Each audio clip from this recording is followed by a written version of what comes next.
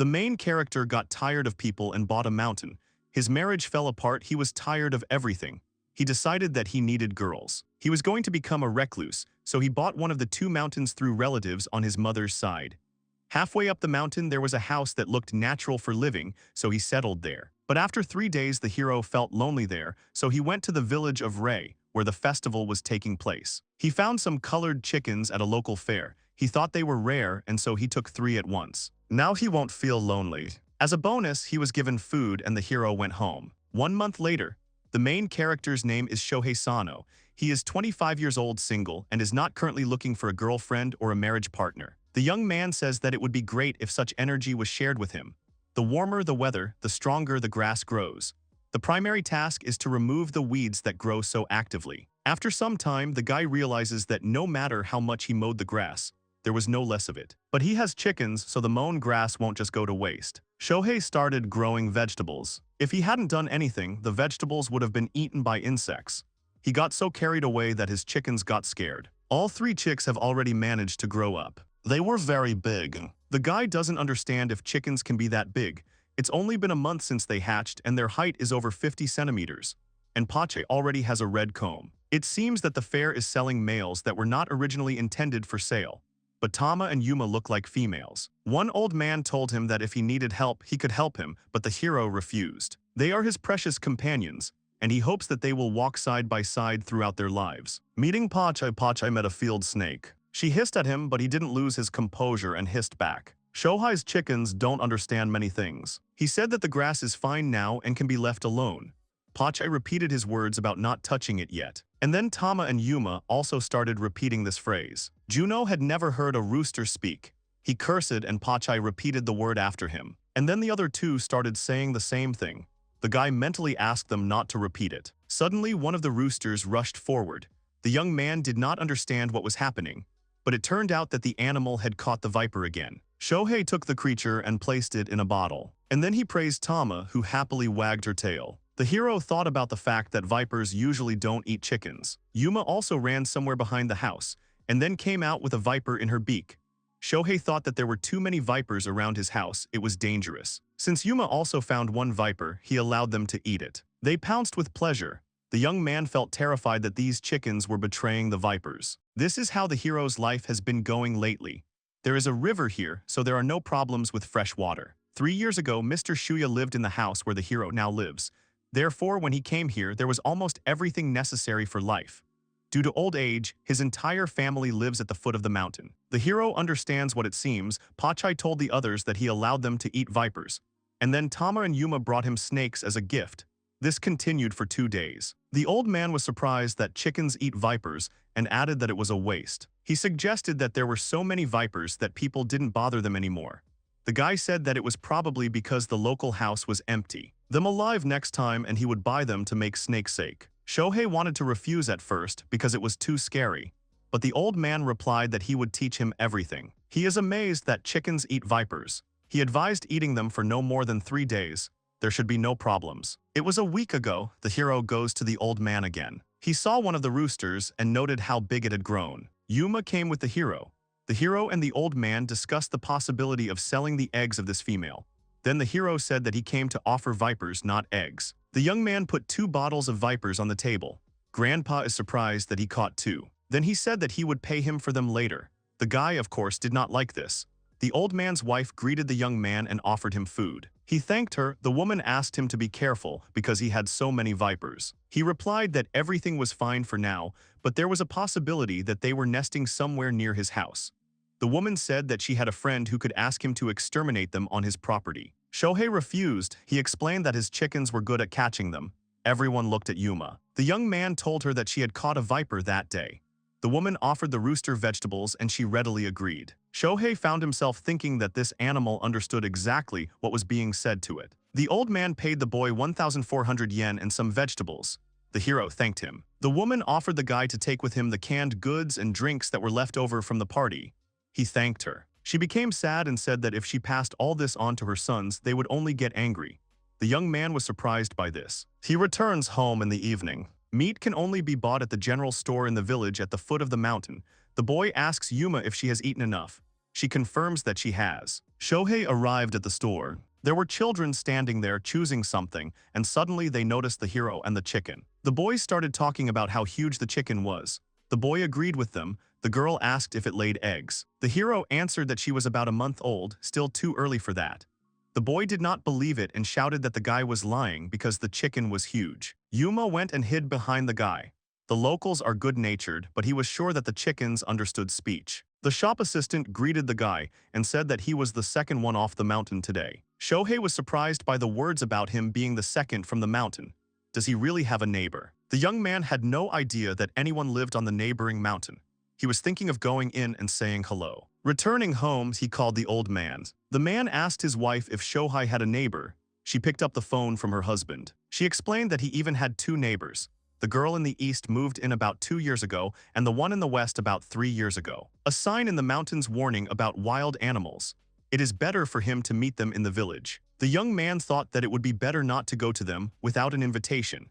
He clarified that didn't they put such signs on every mountain. She herself hasn't seen them, but they have wild boars and bears here. They don't know what kind of wild animal he might meet there. The hero understood her. Bears are ferocious animals, but many people don't realize how dangerous they can be, because they usually only see them in zoos. The hero remembers reading horror stories about bear attacks in Hokkaido, and it's a scary thing. He probably should have gotten a hunting license before moving here. As it is, he can't even hunt with traps, much less shoot. Some locals have licenses, but most of them are old men who have given up hunting. Shohei understands that if a bear shows up, something will have to be done about it. The animals surrounded the guy. He patted them on the head and praised them. Then he said that if they had bears here, they should also be more careful. He suggested that Pochi and Tama go wash themselves, but they refused. That's why Yuma went into the bath with him. Sitting in the hot bath, the young man thinks that he also needs to somehow fight the pests. If he suffers later, he will have huge problems. Without him, he cannot live in the mountains. Yuma remembered the moment when she was little in the bathtub and the rubber duck was the size of her. Now it is many times bigger. Then she looked up at the night sky. The hero shouts about what it is. He is very surprised. His animals brought him a boar carcass. He thought that they went out early in the morning to play, but they went hunting. The guy realized that he needed his uncle's help and called him. Having arrived and seen the boar's carcass, he asked how he had killed it. The hero explained that it was the chickens that took his life. The old man did not understand how this was possible. The young man said that when he returned home after his morning rounds, they had already dragged him in. It was amazing. The chickens were pleased with themselves. The man asked the boy what he planned to do with the boar. He replied that he wanted to eat it if possible. But what to do with the cutting, he has no idea. The old man said that he would find someone. At this time, Yuma noticed something in the bushes. The old man says that the meat needs to be cooled and that will take time. He tells the boy to come back tomorrow. There's nothing he can do about it. Shohei apologizes for the inconvenience and for making him work again. He replied that there was nothing to worry about, but that this boar was so big it was amazing. He turned to the chickens and said that they had killed him so they had the right to eat him. Today he would take him home and tomorrow he would bring him back ready. They agreed. Shohei thanked the man and said that he appreciated it. Uncle advised them to not only defeat wild boars. There is no point in chasing the little ones. He told them to look for adult boars, only they are dangerous to people. Adults give birth to about 4 piglets. While they are raising them, they do not have new ones, but as soon as the old ones grow up, they immediately have new ones. Therefore, they reproduce quickly. They can harm the crops. We should build fences, but that requires money. You can set up scare baits, but they are of little use. So it is useful to get rid of them by relying on the chickens. It was time for the man to leave. He and Shohei loaded the carcass into the car. Here the young man hears the old man's delighted cries. Yuma was walking towards him carrying a viper in her teeth. The man realized that it was for him. Then he said that he would pay him for everything tomorrow evening. Sho wanted to be indignant because he was already helping him with the boar. He replied that these were different things. The young man understood him and said that he would come by tomorrow evening. The hero was interested in what it was like to live in the countryside. The people here were so kind and responsive. He petted and thanked Yuma. The hero thought about making boar nabe. The chickens supported this idea. The guy hopes that the neighbors will be there too. He wants to meet them. Someone woke the boy up, telling him to wake up. He reluctantly got up, opened the door, and was surprised. It was Tama. The chickens entered the guy's house and started walking around. Shohei explained to them that he was only going to see his uncle that evening. But his chickens are very voracious. In the evening, everyone gathered at one table. The hero greeted everyone and thanked them for everything. The old man handed him a beer and said that he was late. The aunt asked if it was the guy who caught the boar. Another woman noted that the guy was a very reliable man. Shohei scratched his head and said that it was all thanks to the help of the others. The old man shouted that they hardly helped him at all. Looking at the roasting meat, the guy thought that he should have come earlier and helped. He apologized to his uncle's wife for not being of any help. She replied that everything was fine. They had decided to start early. She hoped that he would like it. She then turned her attention to Pochi, Tama, and Yuma. And then she offered them meat. They readily agreed. The young man thanked the woman. She replied that she should thank him. She did not remember the last time she ate boar meat. Someone came and apologized for being late. The young man turned to see who it was. It was a girl named Mia. Everyone greeted her. Shohei turned his attention to the creature that was at her feet. They greeted Mia. She looked away. The hero was curious about what was at her feet. The girl apologized for not coming to help. The woman replied that everything was fine. It was not that easy to get down from the mountains. The hero agreed with her. Auntie introduced Mia to her neighbor who lives in the west. They greeted each other. The girl looked away shyly. The woman noted that they both had their own unusual pets. Shohei had large chickens, and Mia had a large lizard. The girl, having learned that the guy had chickens, suggested that they not stand close. Here the guy's eyes widened in surprise. A simply huge lizard appeared behind the girl. He was shocked. This is no longer a lizard. This is a monitor lizard or a dragon. The young man asked if he could eat his chickens. She replied that she could not answer for him. The old man called the guy to the table, and he told the girl that they would talk some more. The man told a stranger that Shohei had brought them the boar he was cutting up. The hero thanked him. He replied that sometimes it is useful to work so that the skills do not become dull. The man was surprised that it was the chickens who brought down the boar. The guy has excellent chickens. They even catch vipers. The hero said that his chickens are very bloodthirsty. It seems that they can be relied upon. If they catch another boar, the guy can contact this man. Plus, thanks to these chickens, they can drink snake sake every day. Another villager said that if the boy caught vipers, he would buy them from him for 3,000 yen each. The uncle was indignant that if he offered him so much, he would not sell him anything else. The woman shouted that the meat had warmed up. Negotiation between a chicken and a lizard. Mia's pet was eating meat and Pochi came to him. The monitor lizard looked at the meat. He realized that the chickens had caught the boar and shook his head. It was morning. The guy was sleeping in a room with other men. He got out of bed. Yawning, he left the room and noticed the girls who were busy in the kitchen. Among them was Mia. He greeted them and asked them to drink some water. They nodded their heads at him. The uncle's wife asked if they had already met. The young man replied that he had only heard her addressed. The girl apologized and said that her name was Miyako Katsuragi and that she also lived in the mountains. The young man clarified that the girl lived in the east. She thought about it. He said that he had only moved here a month ago, so he didn't really know anything. He wouldn't mind if she had some advice for him. The hero was given water and he asked where his chickens were. The woman replied that she had given them vegetables and that they were in the garden now.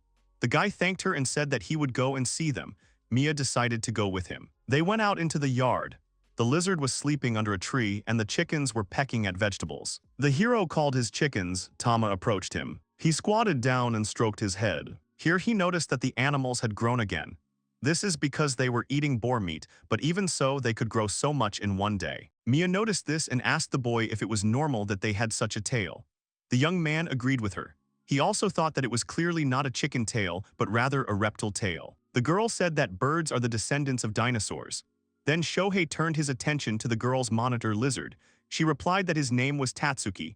He was very big for a lizard. She bought him at one of the stalls at the fair. Shaw said that he also bought his chickens there. The girl thought it was strange. He agreed with her. They exchanged glances. Then they smiled. The hero noticed that her lizard looked more like a dragon. Maybe this is a real dragon. Mia smiled and said that she had always dreamed of having a dragon. Then she realized that Tatsuki was her dragon. Then she said that his chickens were cockatrices. Shaw thought about her words. The Curalisks are huge chicken-like monsters. He heard they could turn people into stone. Mia apologized for saying that. She just loves fantasy.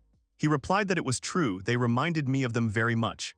Their tails are also getting longer every day. Shaw asked what he was eating from her. She turned away and replied that he eats everything that gets into his mouth. That's why it's strange that he doesn't touch his chickens. For him, they are just a snack. He even eats large birds of prey. The young man asked about the vipers. Did she have as many of them around the house? Mia answered that there were before, but he ate almost all of them. The dragon scares the guy. Shohei asked about the boars. She replied that she had seen one once, but it ran away as soon as Tatsuki saw it. There were also many deer there, and he often caught them and ate them. The girl turned to the animal and asked him to catch a deer next time so that they could share it with their neighbors. The young man thought about what it meant that his chickens weren't the only ones who understood human language. Sho asked the old man who lived on the westernmost part of the mountain. The man replied that a man should live there, but a girl with dark hair always comes. The hero thinks that he wouldn't want to see couples, but he couldn't even imagine how soon he would see her. The young man walks along the path and thinks that soon it will be May. In the mountains, he lost track of time, but the local cherry trees usually bloom in May. Last year, he hadn't admired the cherry blossoms yet. He invited Yuma to go with him to see the cherry blossoms. They sat and ate onigiri. The chicken was so happy that she smiled and said the word Sakura. The hero didn't understand why she was saying this. Did she really think that this food was Sakura? He pointed to the tree and said that Yuma should look at the cherry blossoms. This is cherry blossom admiration. She shook her head and stepped forward, spreading her wings. She shouted the word Sakura. Having gathered himself, the young man says that next year, during the high season, they will go and watch and take Pochi and Tama with them. Pochi and Tama are standing guard at the house. Pochi noticed something in the bushes, and the next moment he rushed to attack and caught the viper. Sitting at the table, the hero says that the Golden Week begins tomorrow. He no longer goes to work, so he is completely lost in time. If you think about it, my aunt told me that many people come to relax during the holidays, so there should be more people. And some tourists set up camps in the mountains without permission and do not clean up after themselves. And they also cut bamboo and collect wild vegetables without permission. There is a wire fence on his mountain, but he wouldn't be surprised if someone climbed over it. That's why he installed a bunch of different signs. In fact, the chickens have already caught all the vipers and the boars almost never appear, and the hero prefers not to see the bears anymore. Tomorrow the hero decided to inspect the foot of the mountain. The chickens repeated after him. It's time to go to bed. The chickens sensed something and started circling around the door. The guy looked at them and didn't understand what they wanted. Do they really want to go outside? But they had never asked to go out so late before. He said that he would take a flashlight and ask them to wait a little. He opened the door. Pochi and Yuma ran forward. Tama pecked at Shohei, telling him to run. The young man ran after his chickens. The hero ran and thought that in the darkness nothing could be seen. Then Yuma stopped near the bushes. The guy was surprised. Someone told Rin to stop. These are people. Shohei asked if there was anyone here. It was a man. He was covering his face because of the bright light of the lantern. Pochi came down from the mountain. The hero asked him about what happened. The man stood up and asked if the guy was really from Mount Sawa. Sho replied that he was the owner of Mount Sawa. The stranger apologized for disturbing him and said that his name was Aikawa and that he was from the neighboring mountain. The hero assumed that he was from the western mountain. The young man was glad to meet him and apologized for not coming to meet him earlier. He replied that everything was fine. It was a bit difficult to walk back and forth in the mountains. Shohei asked what the man wanted here so late. Aikawa began to hesitate and could not find words, and the guy decided to look behind his back and was surprised. A girl appeared behind the owner of the western mountain. Her face was not visible. The guy got scared and fell. Aikawa agreed that she was indeed scary. Shaw wonders why no one warned him that there are ghosts in the mountains. The chickens came forward to protect their owner. The man apologized for scaring him. He called Rin and opened one of her eyes. The hero thinks that it is strange that a guy and a girl are on a neighboring mountain in the middle of the night. He assumed that they were simply arguing. The main character decided to leave since nothing happened. Aikawa apologized again for scaring him and then asked if he would be here tomorrow. The boy confirmed. The owner of the western mountain said that he would visit the guy tomorrow in the afternoon and said goodbye. The couple went deeper into the forest. Shohei doesn't understand why he didn't return home on the way. Why through the forest? The hero wonders what it was all about. The chickens repeat the question after him. Returning home, Shaw lay down on his bed and said he was tired. The chickens repeated after him. He thinks that the chickens pecked him, the insects bit him, and he collected all the branches along the way. He needs to sleep and tomorrow Aikawa will come. The young man noted his beauty. The main character cleans up after tourists who came to relax on vacation. He can't get the incident with his neighbor Aikawa out of his head, which happened last night. He turns to Yuma and asks if it's true that they can see well at night. She came up to him and lightly pecked his leg. The young man thought that females are not so noisy, and this sign means that they do see at night. He continued to collect trash. He was outraged by the volume of this trash. Yuma agreed with him. The hero thinks that it is fashionable not to be afraid that someone will sneak up on him at night, because he has chickens. Rin and Aikawa go to visit the main character. The guy got out of the car and apologized for being late. Rin continued to sit in the car, which Shohei noticed. He replied that she was very shy and asked the neighbor not to worry about it. The hero mentally disagreed with this statement because the girl always goes with a guy. Suddenly, one of the hens went crazy and screamed. The main character turned around to see what was happening. Pochi was angry and was throwing himself at the guy's guests. The young man did not understand what had suddenly come over him. Ikawa replied that this always happens. Then he noted that the hero had amazing birds. Shohei invited the man to come inside. Ikawa's car is heading towards Sho's house. Pochi is hunting for vipers at this time, but unfortunately there are none. Suddenly he noticed a car passing by. There he saw Rin and was displeased. The owner of the Western Mountain treated the protagonist to something. He did not want to accept it because the gift was quite expensive. But Ikawa explained that the farmer who owed him money had finally paid off the debt, so he could take it without any problems. Sho thanked him. Ikawa became serious and apologized to the hero for last night. The hero responded that there was no need to apologize. Then the neighbor asked if these chickens had always lived in these mountains. Sho replied that he had bought them at the local village fair. He had bought all three there. Colored chickens are rare, however they have now lost their colors. Ikawa clarified whether the hero had met a girl who lives in the east. He replied that he had met her just the other day. He didn't understand what Katsuragi had to do with it. The neighbor is worried about her pets. Sho told that it was a large lizard that looked like a dragon. She bought this lizard at the fair. The hero became interested in what kind of animal Ikawa had. He replied that he had moved here 3 years ago and had bought 2 small snakes at a fair. Before buying, he had first made sure that they were not poisonous. The young man realized that there was some kind of problem, and Ikawa replied that they had become simply enormous. Sho suggested that they might be pythons. The neighbor thought so too, but it was still not normal how fast they grew. Then he looked at Yuma and noted that his chickens were also huge. Sho measured them the other day. They're about 50 centimeters and their tails are definitely not feathers. They look more like a lizard's tail. Katsuragi said they resemble cockatrices. Suddenly, Ikawa had an idea. He said that for some reason, all the animals they bought at this fair were mythical. Shaw suggested that it was just a mutation, and the neighbor said that this did not explain the growth of his snakes. Maybe they have too many necks. Ikawa asked if the hero remembered the girl who was always next to him, dark hair and pale face. He confirmed everything, and the man added that today she was also with him. The hero tensed and remembered Pochi's reaction. He thought it was a joke, but Ikawa wasn't joking. He stood up from his chair and said that he would introduce them. They left the house. Pochi stood by the car. Yuma pecked the guy on the leg. He remembered that he needed to keep his back straight. Ikawa approached Rin and said that he told them about her and asked her to show him. She agreed. The girl got out of the car. She had the head of a human but the body of a huge snake. Shohei was very scared. Ikawa said that it was one of the 2 snakes, but it didn't look like a snake. The hero agreed. He looked at the girls with eyes full of fear. She stood and remained silent. Pochi started growling at the girl. She placed her tail on Ikawa's shoulder. He told her that it was hard for him, but she replied that the bird was noisy. Shohei began to calm Pochi down, saying that Rin had come with Ikawa. She was not a threat to them and he could relax. He agreed but was on guard. The hero clarified that when the neighbor bought it, it was usually a snake. Ikawa confirmed and added that the male looks like a giant snake, and Rin just started looking like that one morning. The hero was completely discouraged. If his chickens can still be considered ordinary mutants, but his snake cannot, Shohei still can't believe that this is not a dream. Rin said that she eats insects. Ikawa and Shohei are sitting on the veranda. The neighbor asks if he has any insects here that he can snack on. Pochi confirmed this. Shaw said that the girl could try to search, but he was fighting pests here.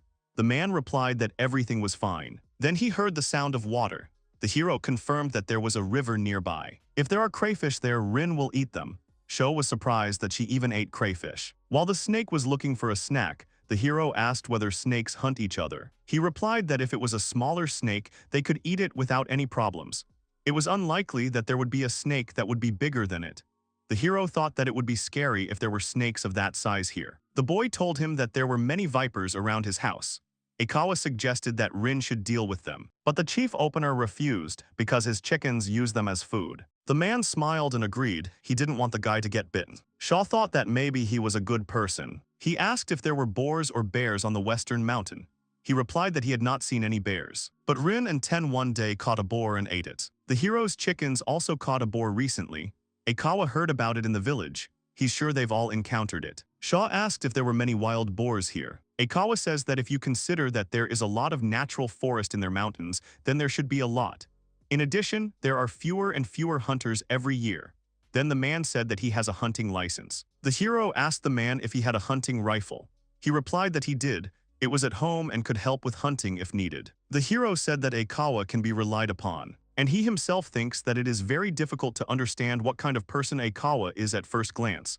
But he is definitely not bad. Suddenly Yuma ran off somewhere, and the next moment she had a viper in her beak. The hero thanked Yuma and asked her to wait while he went to get a bottle. Then he put the viper in a bottle. The neighbor praised the guy. Shaw said that one old man from the village taught him this. Aikawa imagined this and asked what the guy would do with her. He replied that he would sell it to Uncle Yumoto so that he could make sake. The owner of the Western Mountain thought so. It was getting on for the night. The hero said goodbye and said that if he needed help, he would contact Aikawa. They left for home. Yuma and Shohei watched them go. Returning home, the guy scratched his head and said that he did not expect this. Even though Aikawa talked about snakes like that, it seems like they listened to him. Suddenly the phone rang. It was Uncle Yumoto. He said that he wanted to pick wild vegetables tomorrow. Shohei agreed, thanked him, and hung up. If it's someone he knows, then let them take it without asking. He's only concerned about strangers who are butting in here. But if someone breaks into his territory, it's still better to be careful. Who knows what's going on in their heads? The hero stretched and said that tomorrow they would also go on patrol. Before preparing bamboo shoots, Pochi walks near the bamboo. He remembers how the owner eats bamboo with pleasure. He bit into it, but it was tough and tasteless, so he spat it out. While Shohei was collecting trash, someone called him. It was Uncle Yumoto. He said that he had collected bamboo shoots and asked the boy to come see him tomorrow. Bamboo shoots can be harvested even in early May. There is a bamboo forest at the foot of the mountain. It is on the border with Mount Aikawa. Come to think of it, the neighbor seems to have put up warning signs too. A warning, most likely, so that people don't get caught by Rin. So his chickens immediately attack anyone who climbs in here without permission. Of course, they themselves will be to blame. It was impossible to stretch a wire fence across the entire mountain. He had no idea that owning a mountain would be such a hassle. But he likes it here. She's hard to handle, but they'll manage. The boy's phone rang again. It was Miya Katsuragi. He answered the phone, and the first thing he heard was an apology. The girl screamed into the phone that she had no one else to turn to. She asked the guy for help. Miyako Katsuragi asked the guy for help. The main character was discouraged. He agreed to help her and asked where he should go. She shouted and told him to go to her mountain. Shohei asked her to calm down. He asked if the villagers would come to his aid faster than him. She answered that she could not ask them. He understood everything and said that he would come now. The young man understands that Katsuragi is in a panic. Has something bad really happened? He told the chickens that he was going to Katsuragi and asked them what they would do. Tama and Yuma will go with the guy, and Pochi will stay for the examination. The gate that led to Mount Miya was open, although it was usually closed. This made the boy wary. He drove up to the girl's house. She met him and immediately began to apologize for the fact that the hero had to come here. The young man asked her not to worry, but rather to tell him what had happened. The girl was very embarrassed and could not find words. First, she offered the guy to sit down. Sat on the veranda, Shohei asked where Tatsuki was. The girl answered that she was near the house. The young man saw the reptile, said hello, apologized for disturbing him, and asked if his chickens could eat insects.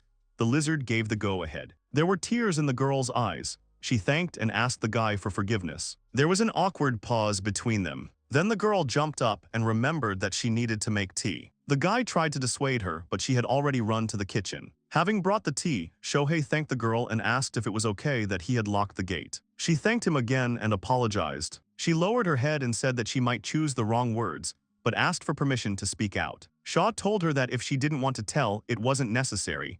She replied that she wanted him to listen to her. Before coming here, Katsuragi lived with her boyfriend. While they were dating, her boyfriend was very kind to her, but when they moved in together, a nightmare began. Domestic violence became the norm.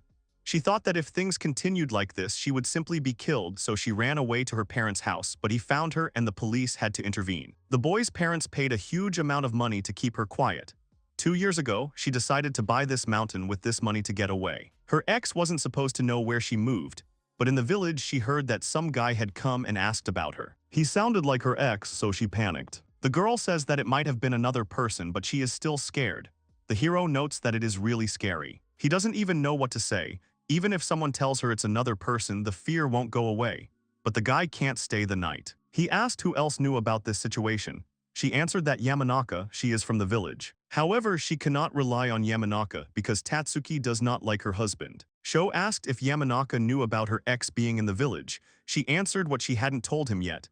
The guy thought it would be better to tell them, and then asked what else she wanted to do. The girl looked at the guy with incomprehension. He explained that she had 3 options: hide in the mountains, return to her parents' house, or continue to live peacefully but be more careful. This is what came to the guy's mind. First, she needs to find out who exactly to look for her, and it would be a good idea to talk to Yamanaka about it.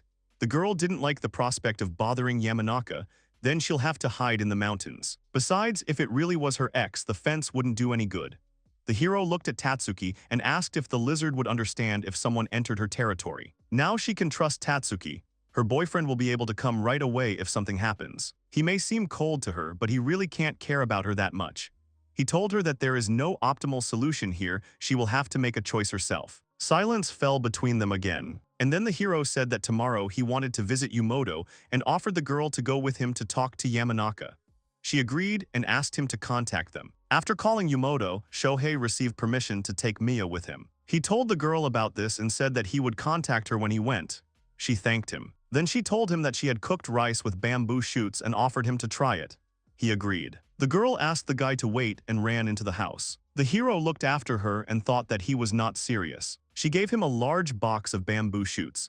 The young man was surprised by the quantity and asked if she was sure she didn't mind.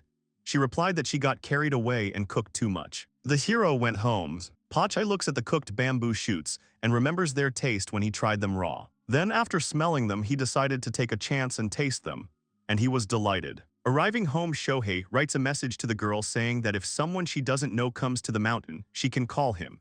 The girl doesn't understand why he did this all of a sudden. The guy remembers the moment when he broke up with his girlfriend. In his 3rd year with the company, he had saved enough money to propose to his girlfriend.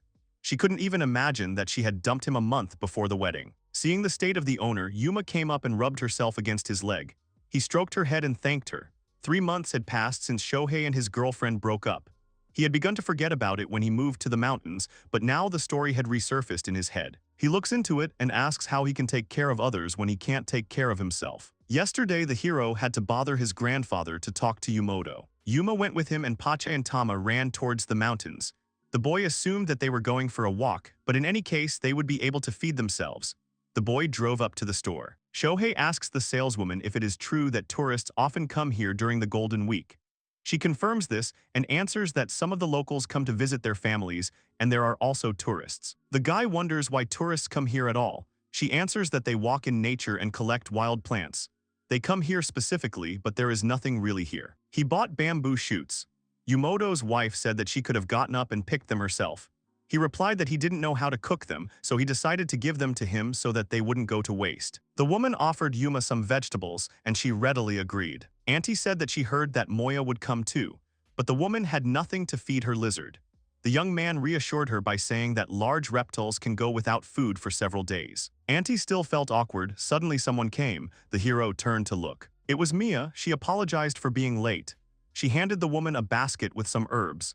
She agreed and told her that she had just said yesterday that it would be nice to collect them. At that moment, the grandfather came out and the hero handed him the viper in a bottle. The girl was scared. The guy apologized for scaring her. The grandfather raised his glass and proposed to drink to the blessings of the mountains and the blooming spring. The heroes looked at him in bewilderment. Sho asked about what spring has to do with it. He made a serious face and asked about whether Mia and Shohei weren't together. The aunt hit her husband on the head with a magazine and asked him what kind of nonsense he was talking about. She turned to the heroes and said that she would make him apologize on his knees. The young man said that it was not necessary and thanked her. Evening came. The grandfather and aunt thanked the young people for coming and talking to them.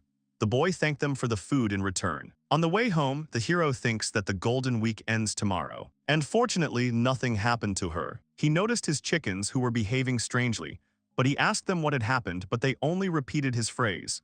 The hero thought that he had come to love this quiet life. Pochi went fishing. He was playing in the water. Then he noticed a stone under which there was a cavity and someone's eyes sparkled there. The hero walks through the forest and collects trash.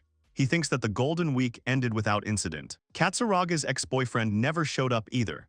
Soon the hero won't be able to visit her often. They can't let their guard down, but they want to believe that everything will be okay. Right now, all he can do is listen to her. Suddenly, Pochi jumped into the water.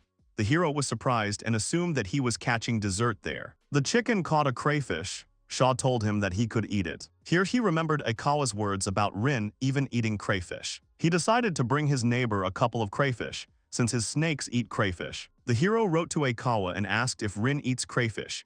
He replied that she eats them even raw, they cheer her up. The guy turned to Pochi and said that he easily catches crayfish, and asked him to catch a couple for Aikawa. He immediately jumped into the water. The hero tried to stop him. He wanted him to catch them not today but at least tomorrow. In the end, Pochi caught the couple. 2 days later, the protagonist came to visit Aikawa. Only 2 came with him. The neighbor noticed this and asked the reason. He answered that one was standing guard. The man noted the reliability of the guy's chickens. Then he handed Aikawa a bucket full of crayfish. The man was surprised and said that he really shouldn't have brought so many. Shaw said that he himself did not expect Pochi to catch so many in a couple of days.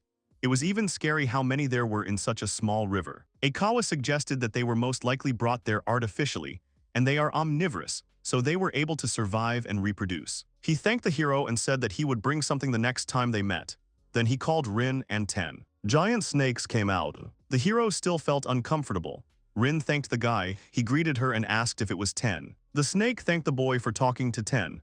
Aikawa asked the snake not to eat Sato's chickens. Then Rin said that they could eat right now, but asked them to leave something so that they could prepare.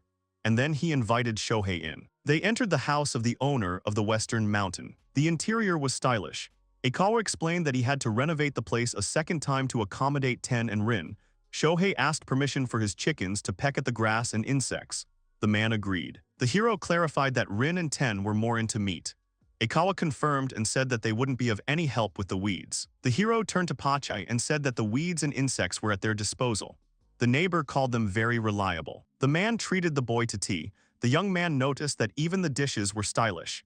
Then the hero noticed a metal cabinet in the corner. Aikawa's gun was in this cabinet. Sano was surprised. He also wants to get a license because he was told that bears live here. Aikawa said that a new hunting comrade is good, but there is a lot of hassle.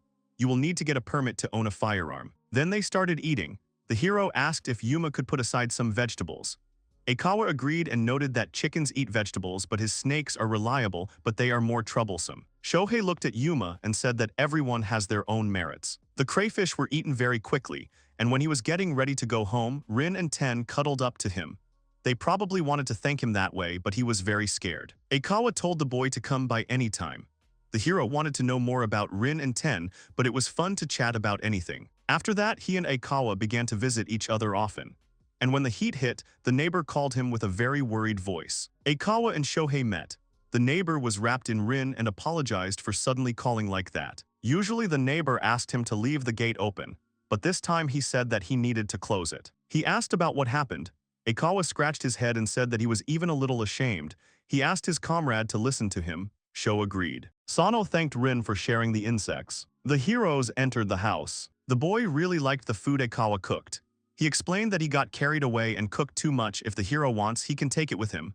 The boy thanked him. Aikawa exhaled and said that in their country there were frequent cases of girls being stalked. The young man confirmed it. But what if the guy is being stalked? What if the stalker is a girl? Sho realized that this was the reason the man had moved to live in the city. It was hard for him to even imagine such a thing. Aikawa said that it was his colleague at work. She didn't ask him and thought that they were dating, and then she made a duplicate key and climbed into his house, rummaged through things. He decided to tell his boss about it. She was very angry then that the boss had to call the police. As a result, she was fired. The story has an unpleasant aftertaste. A court order prevents her from approaching him, but he is still afraid. He made money in stocks thanks to the help of a friend and decided to buy this mountain. The protagonist assumed that this girl had come here. He answered that no. He had seen her when he went shopping in a neighboring city. The man thought it might be another girl, so he decided to contact a lawyer. And she told him that she had moved to this prefecture only recently. Luckily, she hadn't been to the village yet. Aikawa thinks no, but he is scared anyway. Suddenly, he jumped up and said that he would help him with his work in the mountains all his life, but could the young man go shopping with him? Sano agreed. Shohei asked about Rin, who he always takes with him. He replied that she always stays in the passenger seat. The man felt pitiful. Sho completely understands the boy's fear, so he doesn't think of him as pathetic. The man smiled and said that in a little while he would fall in love with him. The hero tensed up and Aikawa explained that he was joking. He felt a little better and thanked the guy. Now he'll have to gather information about women too. And now he has someone he can go shopping with. Besides, he said he'll help him on the mountain so he doesn't mind. He remembered the situations of his neighbors and thought about how difficult relationships with people are. He hugged Pochi, Tama, and Yuma and said that he was very happy that he had them. Suddenly after these words, Tama started pecking him. When the chickens came to visit Rin and Ten for the second time, they asked them about the crayfish. Yuma shook her head in denial. The snakes became sad. The hero measures his chickens and their size has reached 1 meter. He does not understand how this happened. The chickens immediately repeated after him how it could be so. Yesterday they were about 70 centimeters. He is with them every day and tries to convince himself that it is only his imagination, but now they have grown noticeably overnight. He did not know what to do. He bowed his head and asked if they had any problems from growing so fast. The chickens repeated after him and bowed their heads. When they grow so fast, shouldn't they get sick? They repeated after him the phrase that they should. The hero thought that, judging by everything, nothing hurt them. And he doesn't think vets understand chickens with lizard tails. If you think about it, it's more like a dinosaur's tail. Birds are descendants of dinosaurs. The evidence is feathered dinosaurs. He wouldn't say that the tail is like a lizard's after all. He opened Yuma's beak, which had many sharp teeth. He thought that they were too scary for chickens. The guy wonders if anyone else bought animals from that man back then. They all noticed the same thing, rapid growth to enormous sizes. It was the same with Tatsuki, Rin, and Ten. He wouldn't have paid so much attention to it if they all didn't have such strange animals. Shohei was working in the garden. He wiped the sweat from his face and thought about how working in the field was a good way to distract himself. The grandfather called the boy and asked if he would come today. He replied that he was going to go shopping first. The old man invited him to have lunch. The young man immediately warned him that his chickens had grown again. After turning off the call, the hero said that now he doesn't feel like he planted a lot of vegetables. Suddenly Pochi came up to him with a rabbit in his teeth. The boy got scared and called his grandfather and asked what to do with the rabbit. He was told to release it because they are endangered in this region. The hero told the chickens that he would be back in the evening and asked them to look after everything here. He left the mountain to Pochi and Yuma. If you think about it, it's hard for him to imagine life without his chickens. Shohei has been living here for 3 months. The old man warned him that the rainy season would soon begin, so he needed to prepare the house for it. He also needed to keep an eye on the roads as they could be washed away. Sho understood everything and thanked him for the advice. The young man completely forgot that the rainy season was coming. The roads were not paved, so a heavy rain could melt them and he would not be able to go to the village. He asked what he should do with the mountain roads. The old man explained that first of all, it was necessary to identify dangerous zones, get rid of trees that could fall and block the road. If the road is blocked or washed away, it is usually cleared in about 10 days using machinery, if there is no rain. The equipment can be obtained by ordering a private company from the city. The village cannot afford it. The hero thought that it is more difficult to live in the mountains than he thought. Then Shohei asked if they knew of anyone else buying chickens at the spring fair. The old man replied that he had never seen such large birds from anyone else. The woman didn't ask either, but maybe there were some at the poultry farm since they were involved in chickens. Could they really be there? The old man told him not to worry because they don't buy anything here, they import everything. The hero looked at Tama and assumed that he was a foreign spy. The woman laughed at the guy's words. Grandfather said that most often those bought at such stalls are used for meat. He was lucky that the male came with 2 females. Usually, hens should be about 4 or 5 months old to start laying eggs, so his hens will start laying somewhere in July. The old man asked if the guy had had any vaccinations. He thought to himself and replied that he had had them for tetanus. The man clarified that he was talking about chickens. The hero was surprised that the hens needed to be vaccinated. The old man replied that it was absolutely necessary if he wanted them to lay eggs. It turns out that the chickens need to be vaccinated and he hadn't thought about it. But what should he do with his chickens? Will they even allow them to be vaccinated? In any case, he was given the contacts of a person working at a poultry farm. He needs to talk to him. The hero came to the poultry farm and said that he was from Yumoto. The chickens there were ordinary. He met the man who worked there. The man asked if Sano was a relative of the old man. He replied that he was just a friend of his relatives. Then he noticed the guy's chicken. He noted that she did not look like a giant chicken. There are simply no such big ones. It may be a type of wild chicken, but wild chickens are usually not that white. Yumoto clarified whether she was already an adult or still growing. He replied that she was still growing and feeding on vipers. The man thought that maybe that was why they were so big. Then he asked what he feeds his chickens. The hero replied that he feeds them with vegetable scraps. They entered the room and Sho told the chicken that she could eat something here. Yumoto noted that she was smart and understood what he was saying. Sano gave a gift to Yumoto's wife, and the man himself says that the more he looks at her, the more she seems to him. Yumoto asked if the guy had given them the vaccine. He replied that no, they had not gotten sick yet, but he did not know when they might get sick. It is not necessary to get the vaccine directly. Nowadays, the vaccine is often simply diluted in water or used as a spray. If they are calm, it is better to give an injection. The hero thinks that Yuma would tolerate it, but Pochi and Tama would eat him alive. Since they are free-range, the drinking water option is not suitable. The only option left is the spray. If he needs to get vaccinated, Matsuyama will help him, but it still costs money. But at the same time, he doesn't want his chickens to get sick. Yumoto suggested that the guy take a look at the chicken coop, but before that, it needed to be disinfected. Animal husbandry is impossible without strict hygiene. If you think about it, you can really bring a lot of bacteria on yourself. Should the hero also worry about his chickens? Sano asked the man if he had heard anything about the colored chickens that were sold at the fair. He replied that he didn't really understand why anyone would buy them. They weren't good for meat, and they only sold the males there. The young man doesn't understand why Tama and Yuma were there at all. As they parted, Yumoto gave the boy the contact details of a veterinarian who could see him. Shohei thinks that Katsuragi might have the same problem with Tatsuki. And Aikawa and Rin, if they get sick, you can't take them to the vet. He should thank Aikawa for keeping an eye on the mountain while he's driving around. He wrote to Aikawa and asked for his help in preparing for landslides and erosion. He agreed. Sano thought it would be useful to have a more experienced friend. On the way to his friend, the young man realized that Aikawa had already done everything. He arrived and greeted Rin and Ten. Pochi ran towards them. Ten pressed the doorbell and Aikawa said that they were already on their way. Going outside, he greeted his friend. They went into the house and the man treated the boy to fresh rice and fresh green peas. Then he decided to move on to landslide protection. He said that he had looked at plastic fences. Found a suitable one, you can easily install it yourself. It will at least hold something. But yes, the mountain needs regular maintenance. The man thought, and then he said that he was just lucky, but since Rin and Ten, he hadn't had any collapses. Last year there were strong typhoons and rains, so there was damage everywhere. There were a lot of fallen trees in the mountains, but they didn't have heavy rains, they were just very lucky. If it had happened once, he would have believed it was a coincidence, but it was not the first time.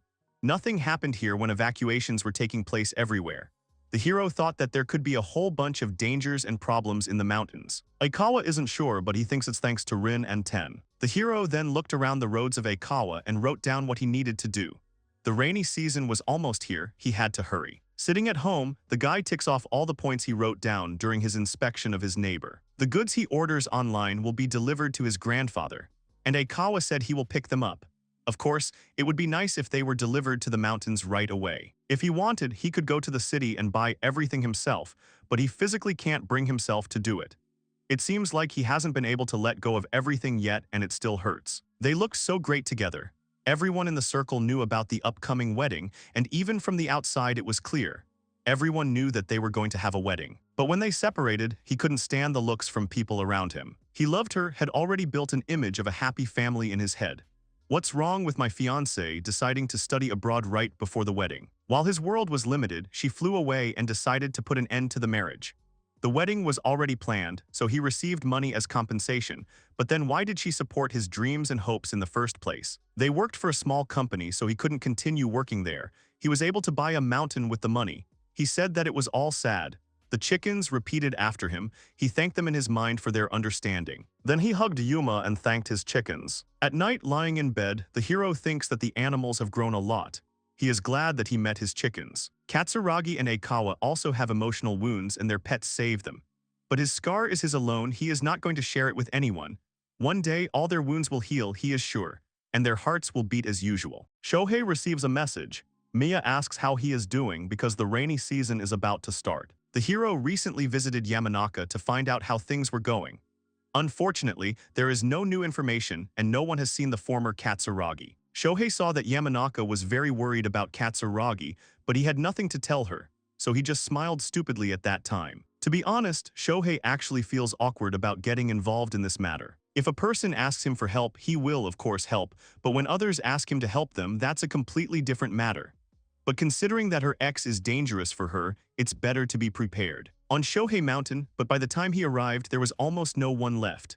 5 years passed before he moved here. By the way, the house was tidied up, which surprised him. There is also a cemetery on the guy's mountain, It looks like people who used to live here are buried here. Their relatives and families always warn him when they are going to come, but the hero still looks after the graves. Who knows when the relatives of the deceased will be able to come at all, so it is better to be on the safe side. The chickens are also looking around the cemetery. Shohei notices that they are especially energetic today, their energy sometimes tiring him. Then one of the chickens turns around and scares the boy. She caught a viper again, but this time she is allowed to eat it. While the chickens are sharing their spoils, the hero receives a message. Mia wrote to him. She tells him that thanks to his support she can live a normal life and asks if he wants to come over for dinner. She has grown a lot of peas. The hero is not happy with this message. He replies that he will come when it is convenient for her and asks what time it would be best to arrive. At the same time, Shohei reasons that the girl should not have hidden intentions. She is simply lonely. He thinks that this was probably an invitation out of politeness. Mia replies that the next day or the day after would be more convenient for her. This surprises him. The guy calls the hens by name, attracting their attention, and upset says that he doesn't understand girls at all. He still doesn't understand when he should come. Yuma runs to calm him down. The hero thinks that they will bring him to tears. Yuma is easy to understand, and she is very kind, but Pochi and Tama are much colder. It is quite logical that they have different characters, but sometimes he wants to be surrounded by cute fluffy creatures. Yuma supports the hero. She gives him garden flowers. Several days have passed. Shohei is going to Katsuragi and asks Pochi to watch the house. He militantly agrees. At this time the hero receives a message. He realizes that it is Aikawa.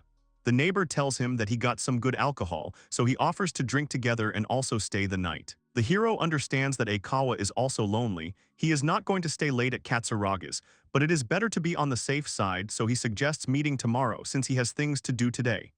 The guy agrees with him. Mia is harvesting when the hero arrives. They greet each other and Sano offers his help. The girl happily agrees to help. It seems she planted too much. For such work, she offers to take part of the harvest for herself.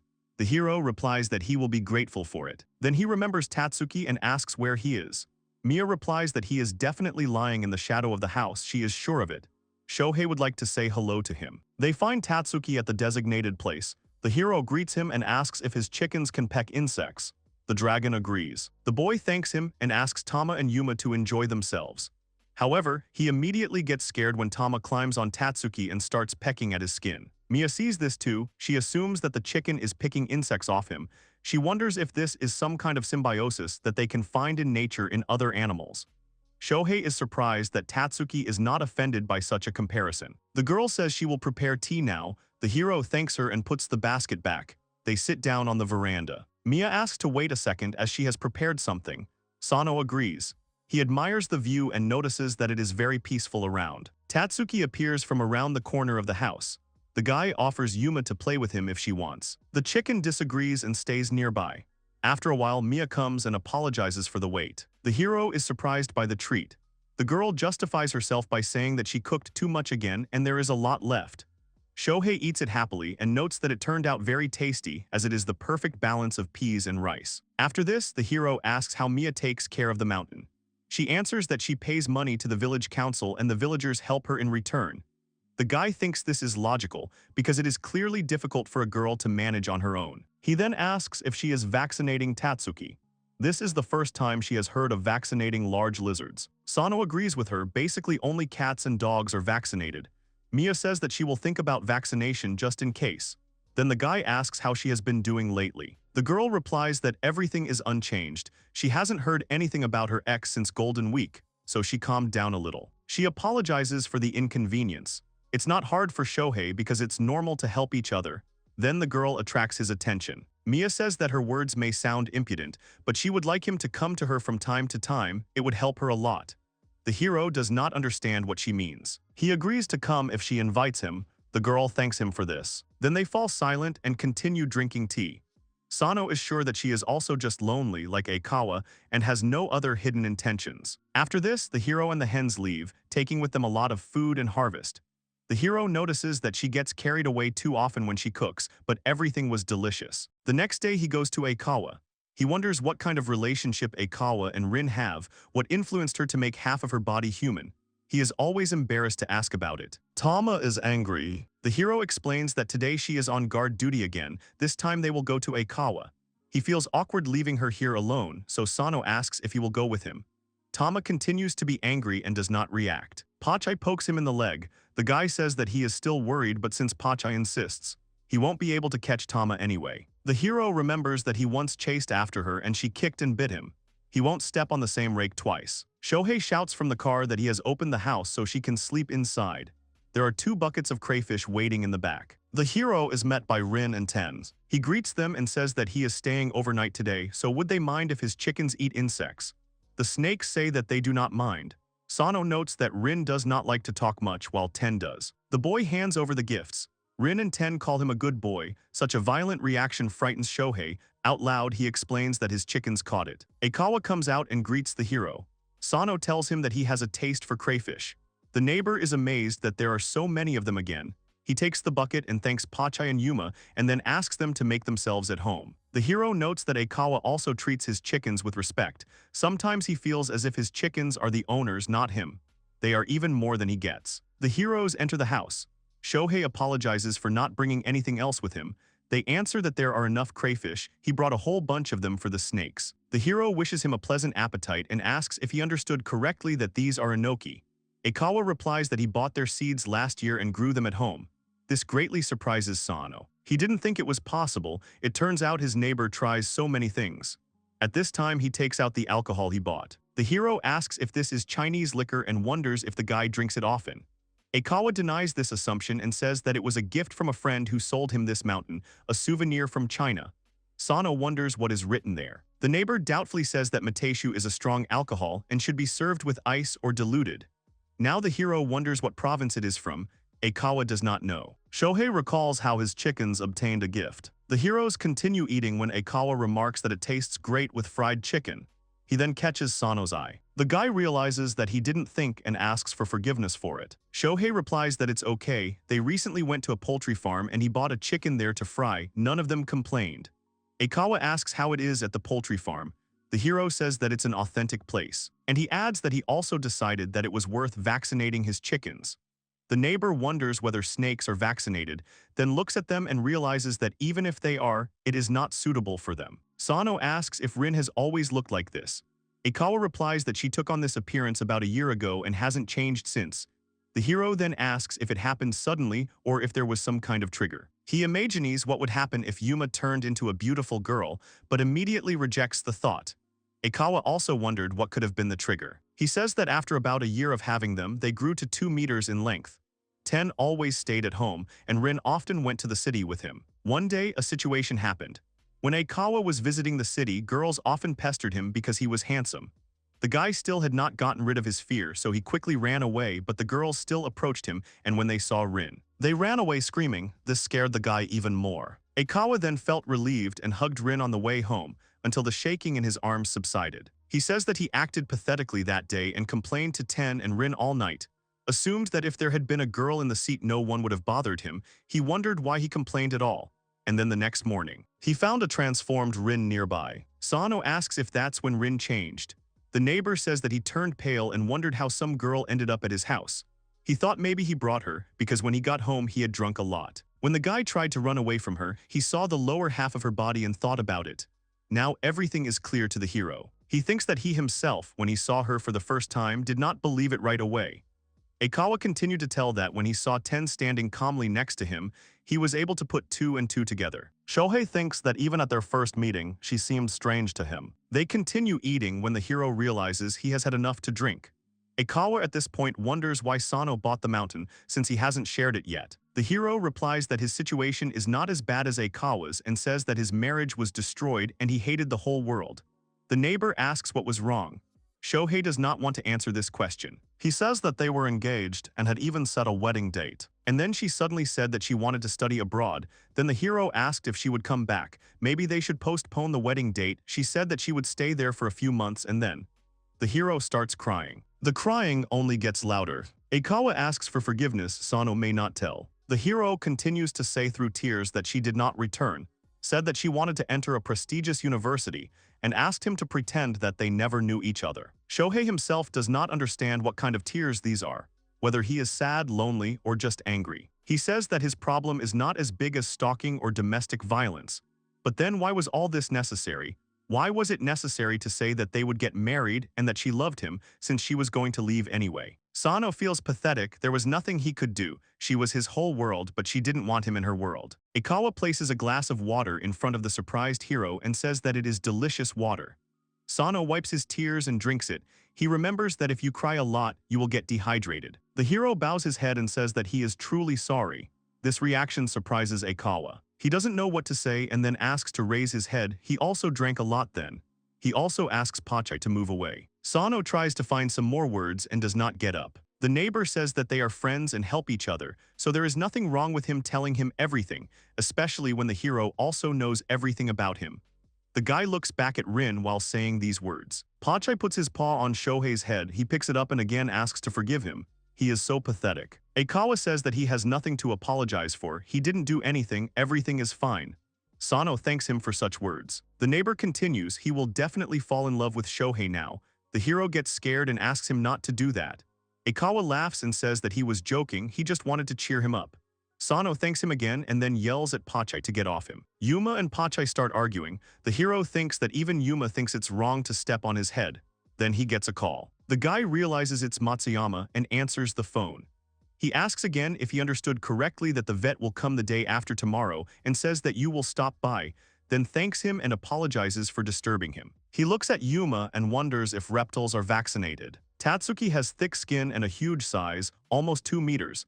Then he thinks about how to vaccinate a giant snake with a girl's body. He's afraid that they'll end up on TV with their monsters or that his chickens will be interviewed. He can just see the headline where they talk about fantasy in reality and invite a real lamia on air. The hero looks at the chickens and understands that they will definitely not give themselves up to the journalists quietly. He remembers that he still needs to give Matsuyama something else. Sano asks Ikawa for advice. He suggests giving some fruits, which may not be the most appropriate gift for a man, but he has a family. The next day, the heroes go shopping. Shohei tells Ikawa that he always comes up with good ideas. The neighbor replies that when you live in the mountains, there is always something to do, but also a lot of alone time. So he is often left alone with his thoughts. The hero thinks that it is very difficult for him to be alone with his thoughts. As they return to the cars, Sano notices something. He sees Rin and Yuma talking. Ikawa notices that the girls are getting along. The hero agrees because having friends is great. He hands his neighbor a gift and thanks him for his constant help. Ikawa thanks him back. He remarks that he shouldn't have given him anything, but Rin likes them. Sano thinks that all girls like sweets. Sweet is delicious. He doesn't know if his chickens can taste it, but he once decided to feed them cherries. He was tormented to get the pits out because he read that they are harmful to chickens. Shohei asks the chickens not to eat the bones, but they start shooting them at him. Today he will go to the poultry farm. He understands that he did not properly examine his chickens before vaccination. But now the main thing is to meet with the veterinarian and then decide. While the hero was preparing his truck, Pochi ran away into the dense bushes. Sano didn't tell them anything about the vaccinations. He assumes that it's some kind of animal intuition. He calls the chicken to come back quickly, but Pochi doesn't respond. Shohei turns to Tama and Yuma saying that there's nothing to be done. They tell him that it's true. This reaction greatly surprises the guy. He wonders if any of them actually answered him just now. Sano realizes that he will have to give up this time. He shouts to Pochi that he will definitely go next time and asks him to look after the house. Maybe next time he will be able to find another way. The hero arrives at the poultry farm and greets Matsuyama's wife, who greets him back. Sano hands her a souvenir. The woman says with a happy smile that it was not necessary, but she is very pleased. The hero mentally thanks Ikawa. Men approach him. The hero greets them and thanks them for their help. They answer that no gratitude is needed. The veterinarian looks at the chickens in surprise, noticing how big they are. Matsuyama introduces the man and the hero to each other. The veterinarian's name is Komodo. The veterinarian says he is pleased to meet them and tells them he is a veterinarian from S City. Sano says the feeling is mutual. The man recalls being told about 3 chickens. Shohei apologizes. One of them escaped and he couldn't catch it. Komodo asks if they are free-ranging and says that it's no big deal. He asks Matsuyama if he has the tools to measure them and asks if they mind. The man replies that he does. The vet says the hens are bigger than Brahmas, 113.3 cm, weighing about 7.82 kg. They are quite heavy. He asks what is wrong with the tail, which is more likely to belong to a reptile. He asks to open the mouth and notes that he has never seen anything like that. Komodo finishes his inspection and concludes that these are good girls. Sano thinks that they have grown up again. The vet notes that they look more like a feathered dinosaur. He can vaccinate them as for chickens, but only under the hero's responsibility. Sano says he also heard that you don't have to vaccinate, but add the drug to the water. Komodo replies that it's possible, it's relatively safe, and it's simple. But even such vaccination can only make things worse if they are not chickens, and in that case vaccination may not be necessary. The hero agrees with him. He tells the men he'll think about it. The guy thinks his chicks understand what people say, and if he could avoid the vaccine altogether, he would be only too happy. So he decided that his chickens would simply be monitored by Dr. Komodo for now. Sano remembers that he was preparing a chicken dish that day. Tama and Yuma were staring at him, but he ignored them because he couldn't resist the delicious chicken. The rainy season was about to arrive on the mountain. He prepared for the rainy season, bought a dehumidifier for the house, asked Aikawa how people dealt with humidity in the past, and he told him they used charcoal. Aikawa seems to be making charcoal for the stove he has. He certainly has plenty of materials for it. It turned out that Sano also had a coal stove at home, but she was in a terrible state, but fortunately Yumoto volunteered to help. The hero shared the finished coal with his family and other neighbors. Shohei asked Aikawa what else he could do to combat the humidity in the house. He said that cutting down trees and mowing the grass around the house would help. The hero turned pale when he heard this. When he learned that white clover could be fed to chickens, he decided to plant it around the house. Clover requires almost no care, it grows quickly without any problems, it is enough to just plant it. The guy planted clover near the house to enjoy the view. He wanted his house to be surrounded by flowers, like in a fairy tale. The chickens eat and say it's delicious. Sano says that Tama and Yuma were also happy. It's very convenient when food grows near the threshold. He remembers how they pecked at him and interfered with his work. Shohei then said that he was planting for them and asked them not to interfere. After that, the chicken left happily. The hero asked her to tell the others not to peck the grass here for about a week. This was at the end of April. When Sano entered the shop, the children gave him a flower crown, or rather his chicken. Now he is looking at it. It was so cute that he decided to make wreaths for the others. But Tama and Pochi looked at him with such disdain, so he decided to stop at Yuma. He sees that it's not working out very well. It turns out that it's more difficult than he thought. The hero puts a wreath on Yuma and asks her forgiveness for what didn't work out so well. She repeats the word forgive. Sano thinks it's still cute. He also says out loud that she's cute. Yuma asks again and the hero confirms his words. The happy chicken runs away and shouts that she is cute. The hero mentally asks her to always stay like that because she is the best. Clover is a very useful plant, but if it brings moisture into the house, then nothing can be done. Its house is wooden and can easily become moldy if you do not get rid of it. It will be transplanted further away, but it is sad to transplant the chicken's food so far away. Before it rains, everything needs to be done. While Pochi and Tama were on patrol, he dug everything up and replanted it. They asked where the grass was when they returned. Sano understands that he now needs to come to an agreement with Tama. He asks for forgiveness and says that the grass couldn't be planted near the house, so he transplanted it a little further away, let him see. Tama continues to shout about grass. The hero repeats that clover cannot be planted near the house. The chicken shouts even louder. Sano says that this is not right, but an angry Tama attacks him. The hero screams that it hurts a lot. The guy screams that the clover can make the house moldy, so it's not allowed. Because she pecked him and he ran away from her, the next day his muscles ached. Tama noticed this and started pecking him even more often, a real devil. Pochi, by the way, was calmly pecking at the clover all this time. It doesn't matter to him where it grows. That's how, before the first rain, the hero was able to get rid of all the grass. Now he thinks that the humidity problem is solved. But he still couldn't quite bring himself to get rid of it, so he transplanted some of it into a flower bed. The main thing is to explain to the chickens that they can't peck at it in the flower bed. One day the chicken found another snake. When it rains, there is nothing to do outside. Sano only walked a little in the field, but mostly he felt like a hermit. And the chickens even went on patrol in the rain. When the rain was light, he also walked with them. The hero noticed that the water level had increased, but the further downstream, the dirtier it was. It must be because of the dirt that the rain washes away. In the rain, everything can quickly become covered with mold, so you need to inspect the house every day. In particular, the toilet and bathroom, where mold can appear especially quickly. In the traditional Japanese-style room, he turned the dehumidifier on full blast.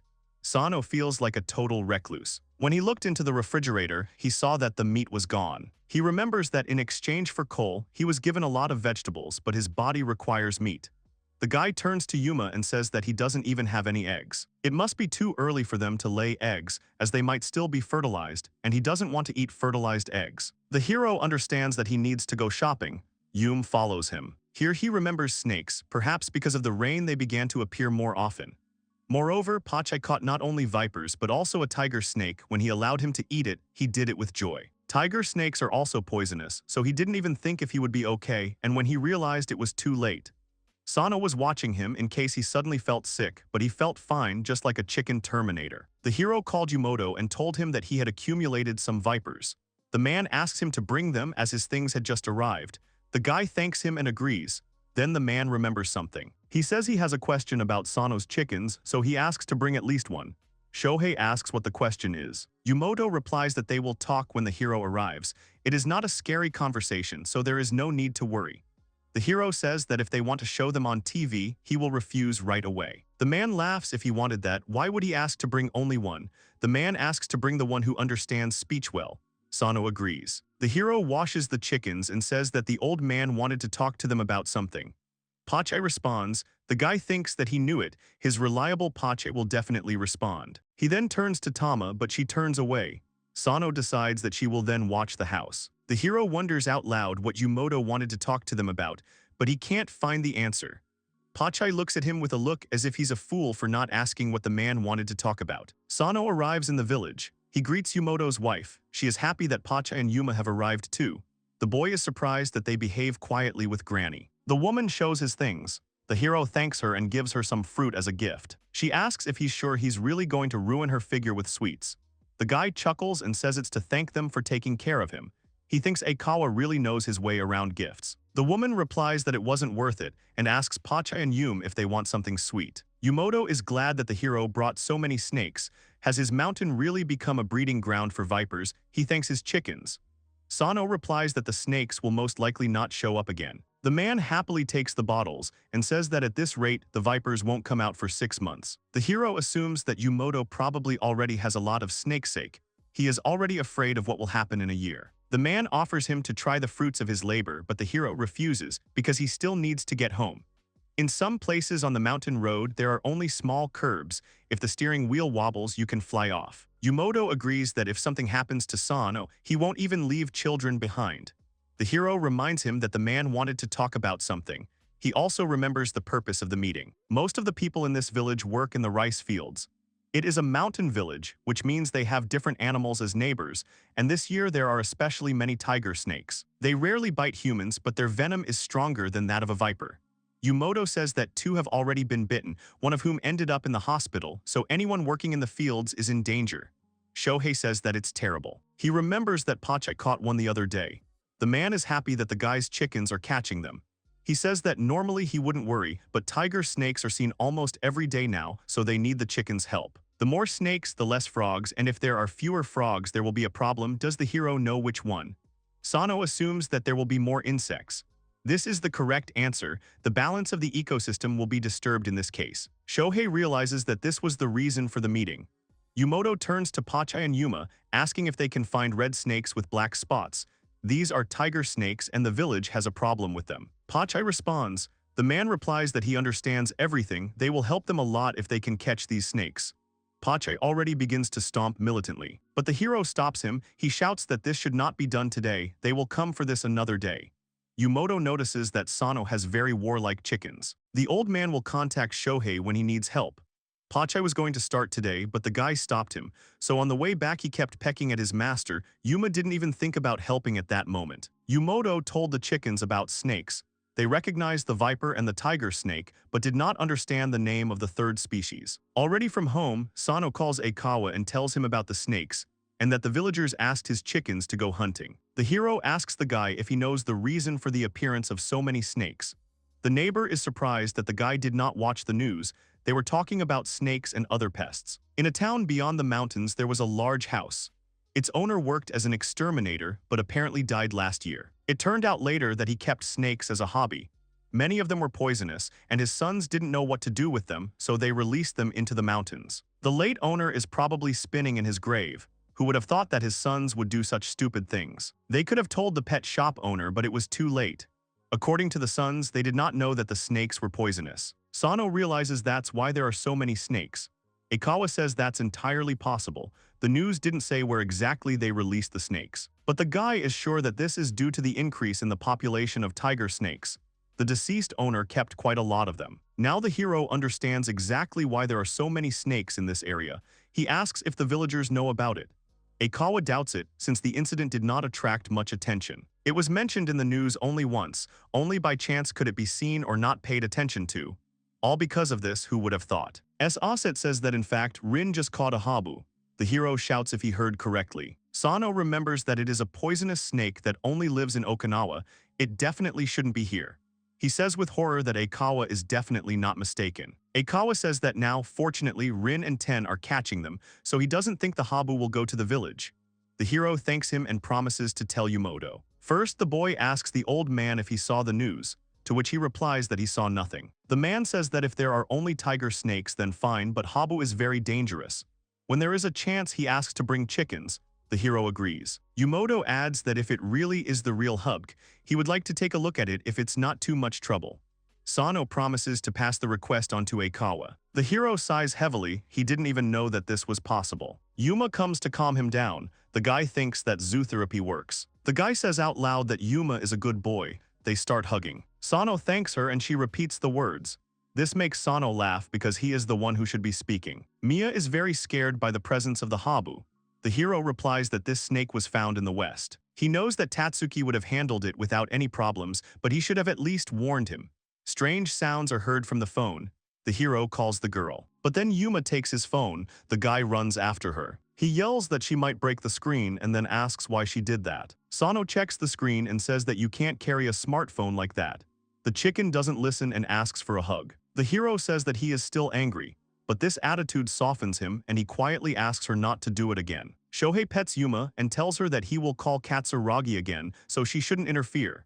He apologizes for the interruption of the connection. Mia asks him to forgive her for causing such a panic. She says that he was screaming so much that she couldn't even understand the words. At this time, Sano looks at the culprit of this situation. The girl asks if it is true that someone released the hub. The guy tries to calm her down that they might not be on her mountain, but let her keep in mind that they were seen in the West. Mia, with a trembling voice, says that she hopes so. The hero asks if Tatsuki will understand what a snake looks like if she describes it. He tells her that Yumoto will take the habu to his home tomorrow and asks if she can come and take a look. The girl agrees. Aikawa asks if he understood correctly that the habu should be shown to the large lizard Katsuragi. He says that he will go with Rin and asks the hero to say that she is his jealous girlfriend who does not allow him to get close to other women. Sano thinks that this is not entirely fair to Katsuragi, but he understands that Aikawa has a fear of girls after the stalker incident and he uses Rin for protection. He immediately said that he does not want to communicate with girls. After this, Shohei calls Yumoto and warns that Katsuragi will also come by to take a look. The man agrees. Here he asks how Aikawa could catch such a snake. The hero explains that it was caught by a large snake that he keeps at home. Now Yumoto understands everything, which means that Aikawa also has his own pet. He asks to bring it. Sano looks around and says that he doesn't think so. Most likely it won't work because it's about 3 meters long. Then the man says that he'll come by himself. The hero says that he'll pass it on, but definitely let them discuss it tomorrow. Aikawa asks if they are talking about his mountain. Shohei explains that the man seemed to really want to look at Ten. The guy can refuse. They will discuss everything tomorrow anyway. The neighbor thanks him for the warning. The hero thinks that he has been on the phone all day today. Then he hears a loud knock on the door. He turns around and wonders if Tama has returned from patrol. Sano asks to forgive him. He will open the door now. If she continues, he will break it. Pochi and Yuma say that he will break it. Tama was on guard when she went on patrol. The hero then closed the door. The next day comes. The hero thinks that his chickens are obedient. They always see him off when he leaves. He wonders if Tama will be very offended if he puts a tracking device on her. He drives up to the house and says hello. Yumoto's wife says hello back. She says that he is just in time and asks him to help her gather wormwood. Sano agrees. The woman thanks him because she heard that there are a lot of poisonous snakes. She is scared. The guy agrees with her. If they had the same chickens as he, there would be no problems. They not only catch snakes but also chase away pests. Ordinary chickens certainly don't hunt wild boars. Aikawa arrives. The woman greets him and says that he is just as she imagined. The hero greets him. The neighbor asks if he understood correctly that they are collecting wormwood. They tell him that they wanted to make tempura out of it. It starts to rain. Sano notices it and says that she will get wet. Yumoto's wife replies that everything is fine. They will go into the house now. Aikawa starts unloading what he brought. Then the hero notices Rin and greets her, and she greets him back. He looks at her and thinks that her curls are slightly swayed by the wind from the slightly open window.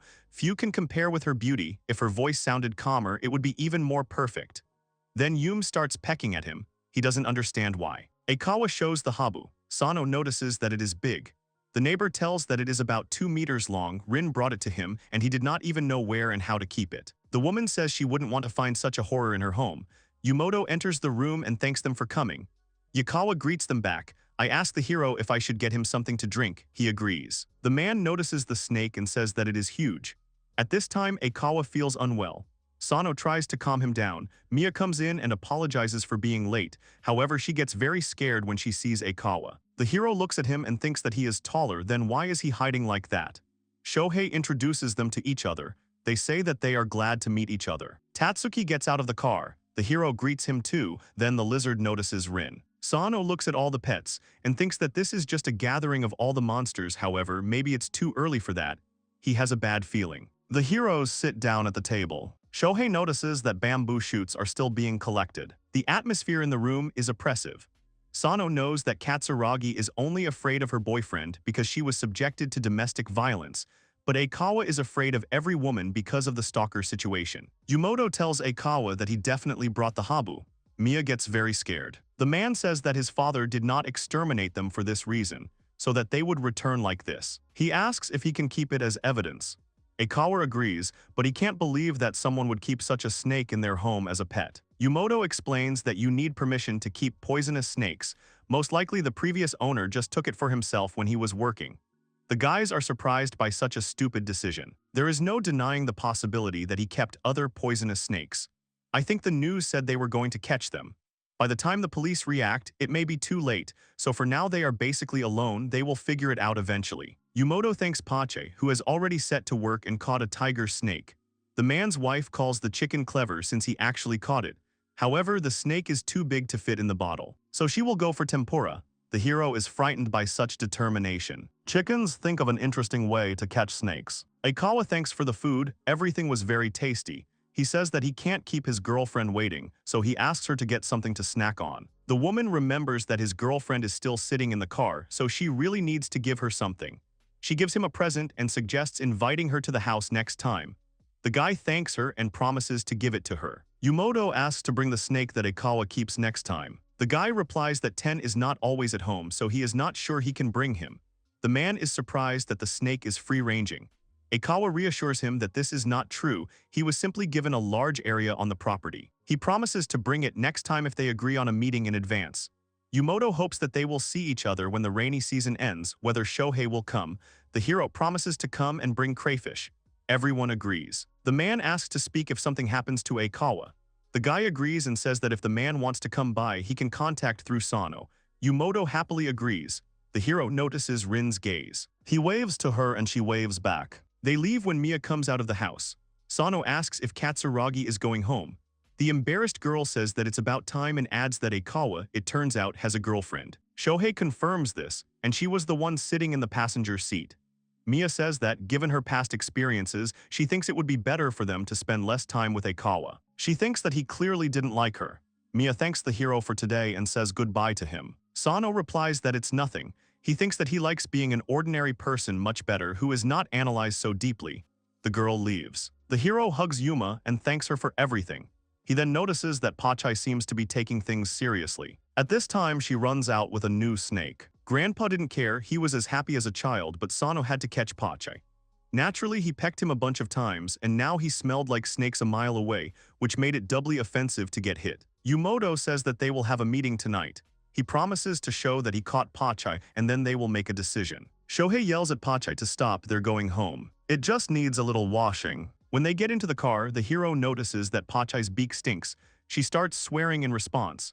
The hero thinks that he should have rinsed his mouth as well. On the way, the chicken did not peck him, but as soon as he got out of the car, Pochi attacked him. Because of the rain, the humidity in the house increased, so he will need to make charcoal. Yumoto calls again and asks to borrow 2 chickens tomorrow. Then he adds that he wanted to discuss something else, so he asks to come right now. The hero agrees. He turns to Yuma and asks her to call Pochi and Tama and tell them that they are going to the old man. Sano packs his things for the trip and thinks, as he turns to the chickens, that the 3 of them can no longer fit in the passenger seat, so one of them will have to ride in the back. He covers everything with a tarpaulin, and the chickens climb into the back together. The hero says that one person can ride on the passenger seat, but immediately gets hit on the head with a beak. The guy doesn't understand why. Yumoto thanks the hero for coming together. Pochi starts tapping his paw. The man tells him that he doesn't have to go hunting today, they can start tomorrow. Sano asks if he will sit in the garden, but Pochi attacks him again. Yumoto laughs and tells Shohei that Pochi is clearly angry with him. The heroes move into the room. The man with a serious expression says that he showed the captured Pochi, the tiger snake, to the villagers. The guy shows that he is listening attentively. Yumoto continues, yesterday after they left he saw 2 more, there are probably more than they thought. Sano is surprised that there are so many and asks if they caught them. The man answers in the negative, the snakes hid in the grass. They must have had mating season last spring. That's why there were so many of them and they didn't even know about it. The hero interrupts him. The old man from the news died later than spring. Yumoto replies that most likely his sons released the snakes when the man was still in the hospital, and it became known that he would not survive. Shohei says it's a terrible story.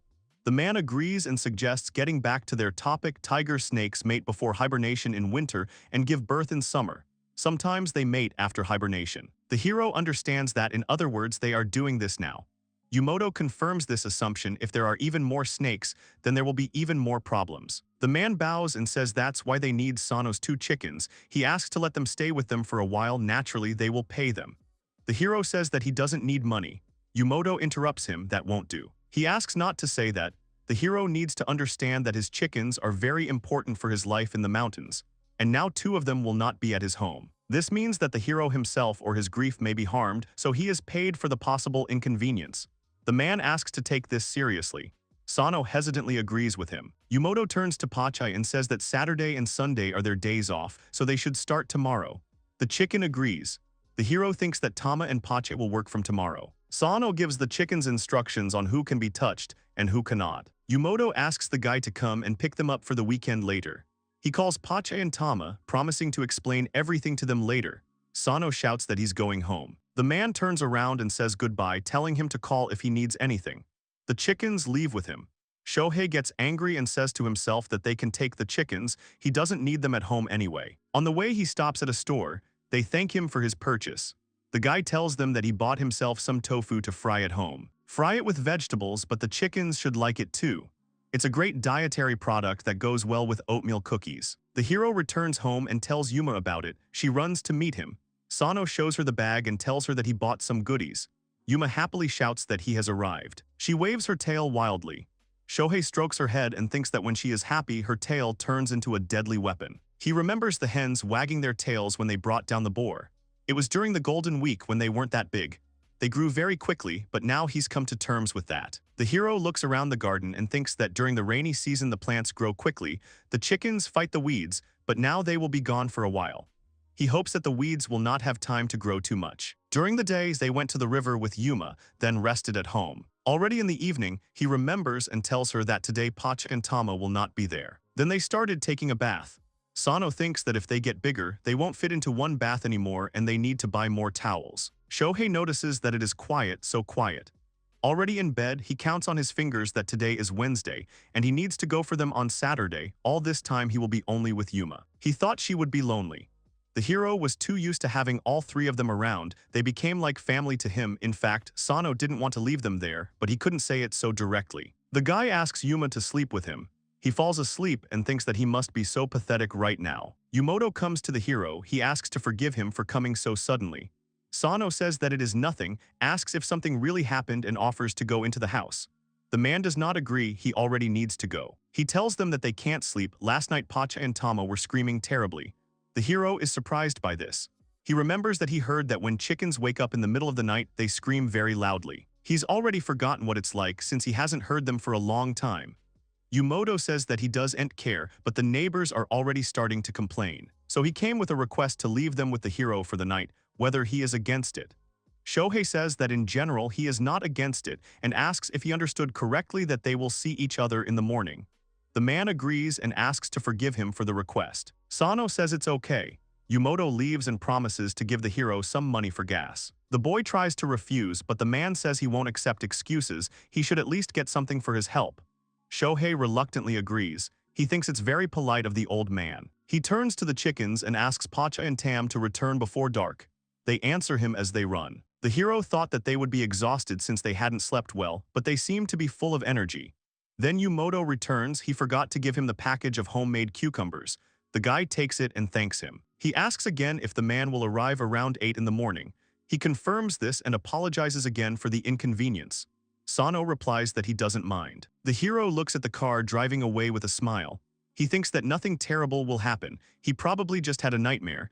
That's what he thought before he fell asleep. In the middle of the night, Pochi and Tama start screaming. The hero yells back at them to be quiet. The guy promises to leave the door open so that after they've finished yelling, they can calmly return to the house. Late at night, the chickens scare even the owl with their cries. In the morning, Sano finds Pochi and Tama sleeping by the door. He wonders if they've been running around all night. The hero calls the chickens by name and suggests washing them first. He knew that this would happen, that they would start shaking themselves off furiously. It's good that he hadn't had time to change his clothes yet. After breakfast, they are going to the village. Sano says that he wants to sleep. Yuma wants something from the hero. He assumes that she wants him to go himself. The guy thinks that he can't resist this look. He wants to ask his uncle how Pochi and Tama are doing there. They drive in the rain. Shohei remembers that he drove the chickens outside last night. It seemed to be raining then. Now he realizes that he shouldn't have done that. Yumoto comes out to greet them and thanks them for coming. Sano asks how Pochi and Tama have been spending their time the past 2 days. The man thinks and says that the day before yesterday they were in the rice fields. They hunted small snakes there and even found their nest. The guy is surprised by such a short period of time. He does not believe that the whole field was cleared in just 2 days. Yumoto asks what the problem is. The hero turns to the chickens and says that he does not even know what to say. Their rice fields are simply enormous. Although they have few farmers, they usually plant at least 2,000 tsubo. 1 tsubo is about 3.3 square kilometers. Sano suggests that the chickens probably only ran around 1 mountain, and they have 2.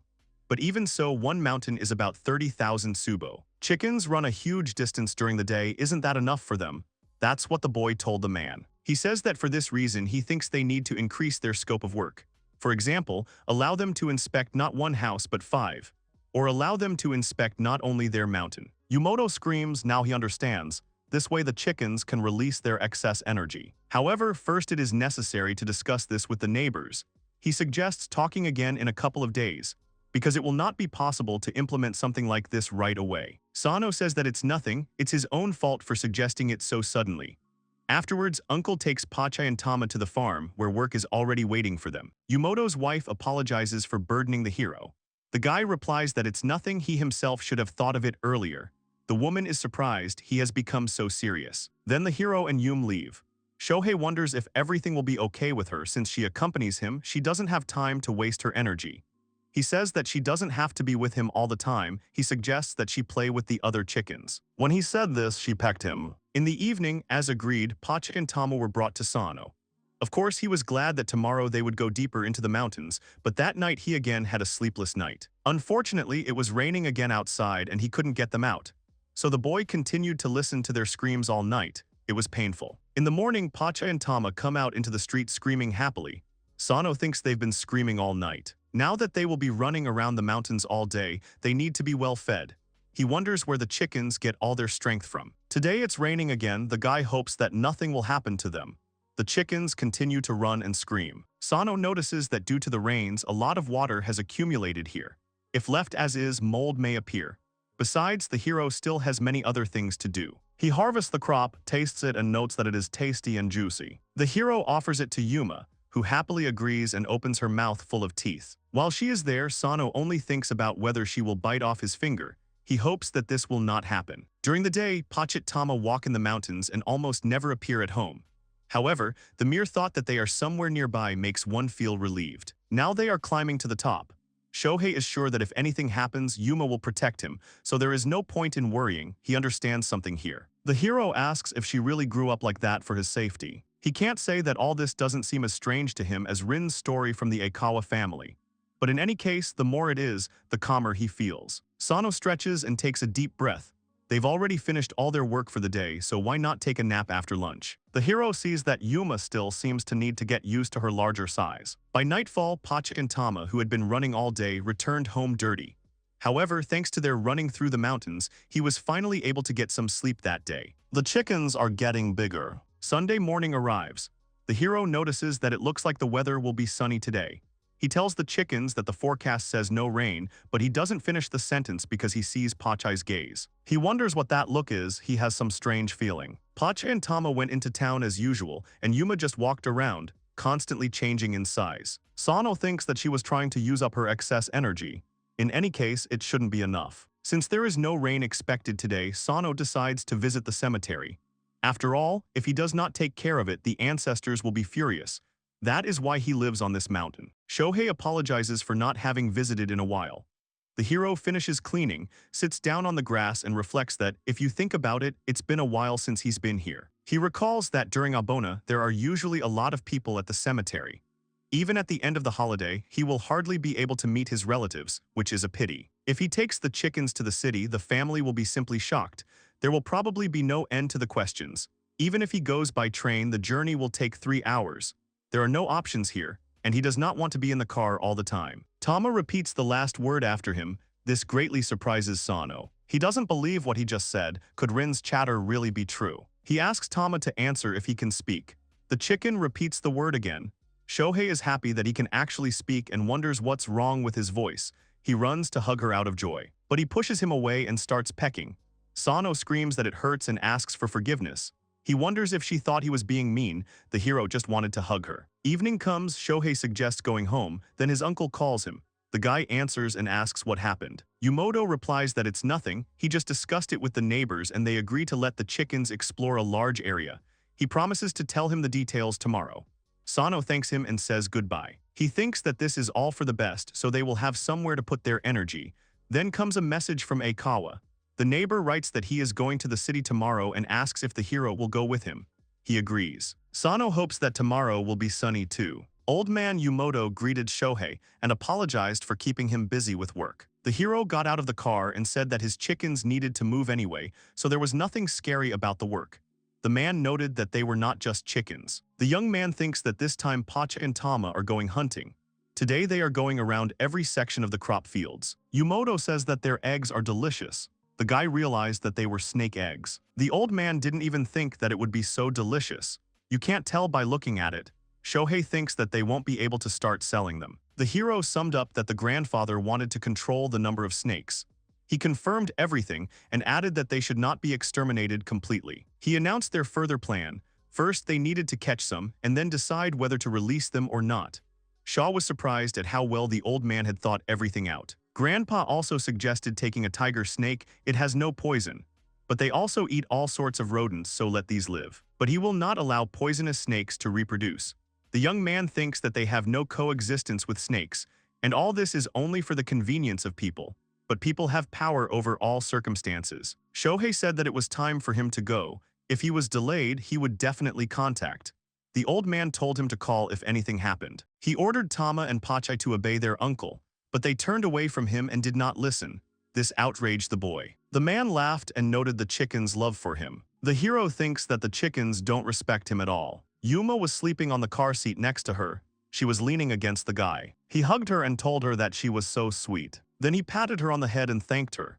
Now he was okay. Then he texted someone that he was on his way. He took one last look at the chickens and thought, isn't he the boss here? He looks like he's going to cry soon. Pochi and Tama went to destroy eggs. Tama found the eggs and wanted to eat them. But then he thought about the old man and decided to take them to him. The hero stood and waited for Aikawa and Rin. They drove up and apologized for the wait. They went to the city. Getting out of the car, the guy asked Yuma to be a good girl and sit quietly. He wouldn't be able to take such a big chicken with him anywhere. Just like Aikawa couldn't take Rin with him. The hero noticed some kind of bag in his neighbor's hands and asked what it was. He replied that these were work clothes. He wanted to take them to the laundry because after washing them at home, the smell wouldn't wash out. The hero was surprised that after the laundry, the clothes would not smell. Aikawa explained that they wash at high temperatures there, which kills the smell. The young man realized that he did not need air conditioning, but hot water. He can't use bleach, it could harm the chickens, but there shouldn't be any problems with hot water. Shohei left the store with his bags full. He thought about how well they had bought. Then he noticed Aikawa, who was sitting in the car.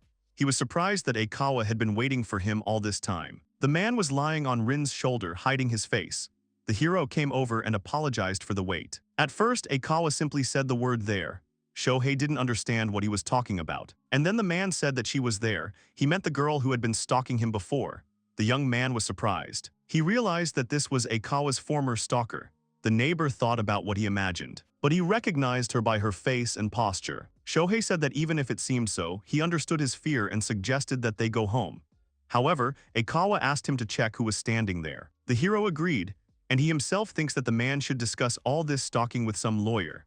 But he also understands why Aikawa asks to approach that girl. Rin hugged Aikawa close to her. She said that he didn't look like himself. Sho agreed with her. Aikawa was acting too strange. They had to be careful. Rin suggested they just call. The man looked away and then exhaled. He thanked Rin and said that he was going to the store with Sano. She told him to come back right away.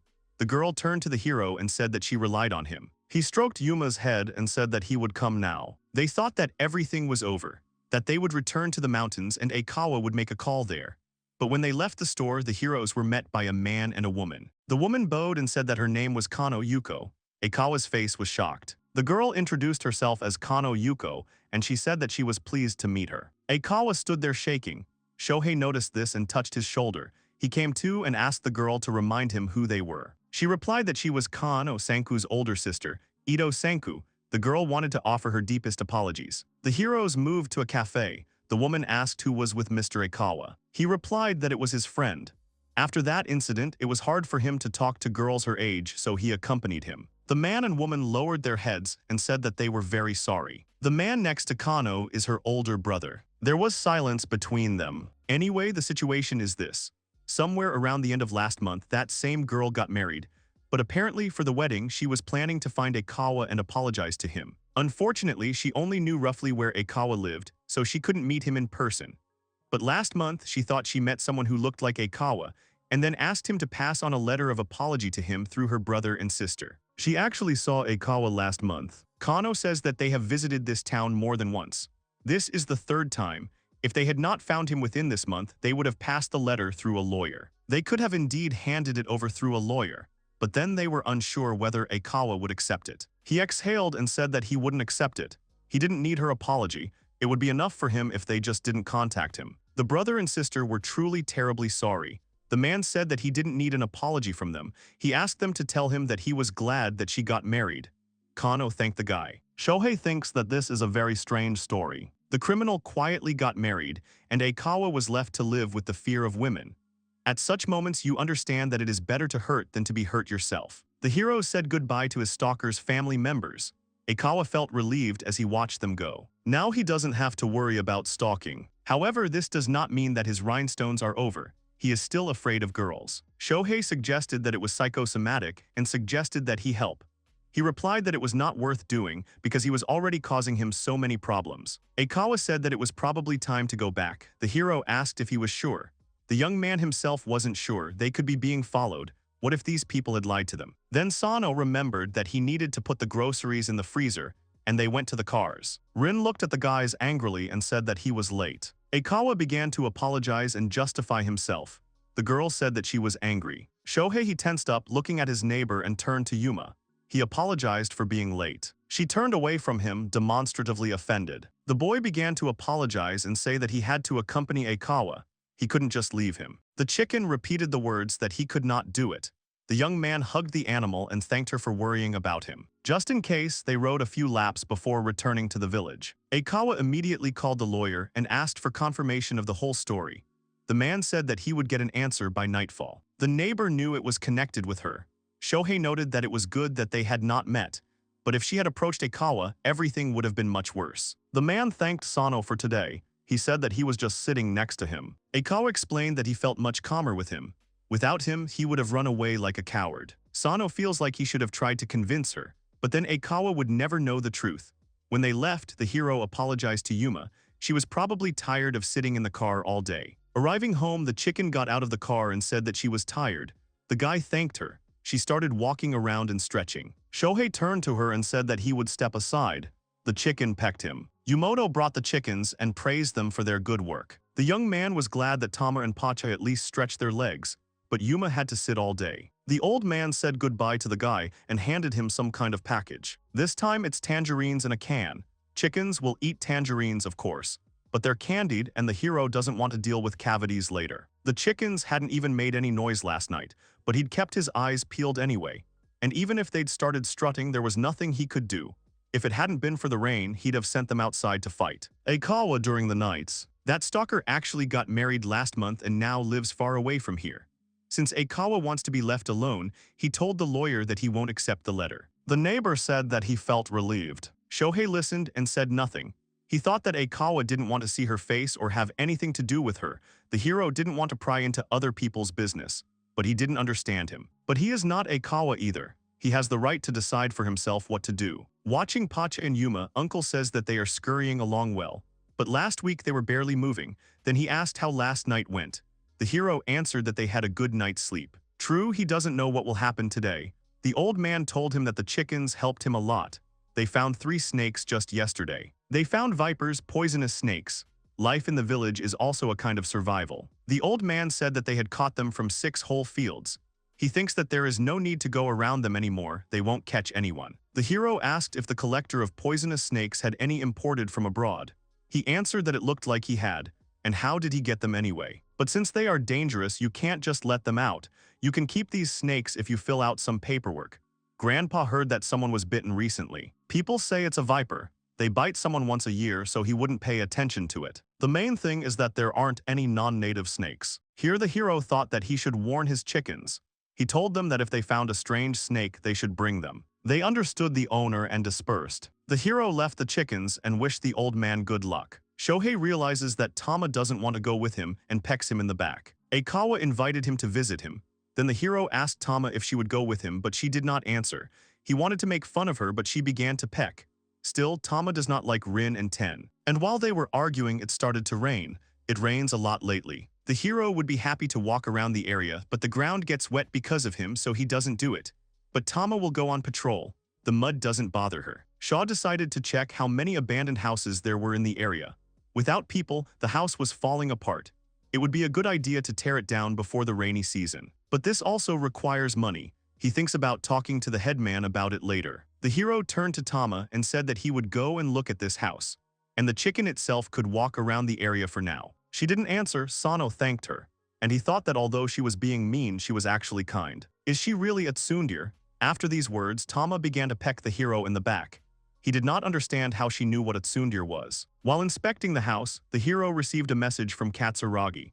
The girl sent a photo of a snake's tail and asked if it was poisonous, since it seemed that Tatsuki had already eaten it. He didn't understand how he could identify a snake by the stump of its tail. He wrote to her that he would find out and answer. If he succeeded, he would answer late in the evening. The invasion of snakes seemed to have no end. The young man tried to search the internet for a photo of Katsuragi. However, he couldn't find an answer. He decided to show the photo to his uncle, since he was going to pick up Pochi and Yuma soon anyway. Yumoto, looking at the photo, said that it was not immediately understood. He was afraid that if it was a poisonous snake, then that huge lizard might not say hello. He added that the girl could bring the stump to him tomorrow. When the hero told Katsuragi that Tatsuki could be poisoned, she almost gave up the ghost. The young man understands her perfectly. Although his chickens have eaten poisonous snakes before and they are fine. He thought about visiting her tomorrow after visiting Aikawa. He laughed and said that he felt like Mr. Popular. Then he looked at his chickens. They were looking at him disapprovingly. And then they turned away altogether. Shohei tried to appeal to Yuma, the only one who appreciates him. But she unfortunately turned away. The hero thought that at least Yuma would never abandon him. The young man realized that he was not popular at all. The main thing was that the chickens weren't going crazy again. That was the main thing. The next day, the boy brought a combo of girls, Tama and Yuma, to his uncle. They have a long way to go today, but first they will wait for Narayama. Yumoto asked Sano how he was doing with patrolling. He replied that so far everything was unchanged. They were walking towards the mountain. Suddenly Katsuragi arrived, greeted them and apologized for being late. The men greeted her. The girl handed them a jar with a snake's tail. The old man looked and said that apparently this snake was not from here. He asked permission to take this tail for himself. The girl agreed and added that she just needed to get rid of it. The uncle apologized to the lady for having to travel such a long way. She also began to apologize for not being able to help in any way. Then the old man left. The chickens walked around the garden, and Tatsuki stood near the car. Sano and Mia were sitting on the veranda. The girl asked the guy about his plans for today. He answered that he was planning to go to the western mountain to see Mr. Aikawa. The girl noted that they often see each other. The hero confirmed this and added that they go to the city together. Katsuragi lowered her head and said that she envied them. She is a fool in love and can't even talk to him. The young man realized that she is not interested in him at all. Then she asked him about his plans for tomorrow. He replied that at most he would take the chickens from the headman and pick them up. She invited him to have lunch together. The hero finally realized that she really wasn't interested in him. And so the hero went to Aikawa together with Pochi. He doesn't care that she doesn't see him as her boyfriend. Katsuragi is cute, sure, but he doesn't want to flirt with her. He doesn't imagine her as his wife in his mind. He doesn't imagine her at all. The hero turned to Pochi and asked him to catch some crayfish as a gift for Rin Ten's visit. The chicken didn't answer. The young man thought that after heavy rains the rivers had overflowed their banks. Of course he wouldn't be able to. However, Pochi said that he would catch it. Looking at the animal, the young man thought that it had terrible, sharp teeth. They decided to go back and catch it. Despite the strong current, he caught 6 of them in a short time. Wiping Pochi, the hero thought that first they catch crayfish, then poisonous snakes. As he walked along the road towards Aikawa's house, the young man noticed his snakes. He greeted Rin and Tens. Pochi had already gotten out of the car and was running to his friends. The hero thought that he had been impudent, opening the car door without permission. Shohei asked the snakes if they would mind if his chicken pecked at their insects. They replied that they did not mind. Pochi stood still. Aikawa came out and greeted Sano. Sho started to apologize for being late. He and Pochi were just going to bring crayfish with them, but before he could say anything, the chicken started pecking at him. It seems Pochi pecked him because he didn't like that he wanted to blame him for being late. The hero handed him a bucket with a small amount of crayfish. He thanked him for the gift. The men talked about how the weather was not very good. The main thing was that he was okay. Rin and Ten thanked Sano. Pochi was indignant. The boy mentally apologized to Aikawa's animals because Pochi wasn't used to bigger snakes yet. The neighbor said that he would also like to visit him. The young man agreed and suggested the day after tomorrow. Tomorrow Shohei invited Katsuragi to visit. He noted that Sano was very popular. The hero turned away and said that the girl did not even consider him as a man. While catching crayfish, Pochi looks at the water. He sees the small number of crayfish he caught and gets very angry. Aikawa set a luxurious table. The hero asked him if he always cooked like that. He answered that he only did it when guests came to visit him. The young man remembered that Aikawa had once been involved in hunting. He would have to invite him to hunt together when the season came. Aikawa says that from spring to summer no one usually comes to him, so his skills are rusty. And it's not like people climb this mountain at all. The young man thanked him for the treats. He said that Sano had helped him a lot, so he didn't need to worry. The man was very grateful to him for accompanying him to the city. Shaw noted that he was no longer needed in the city. Aikawa said that Rin liked Yuma.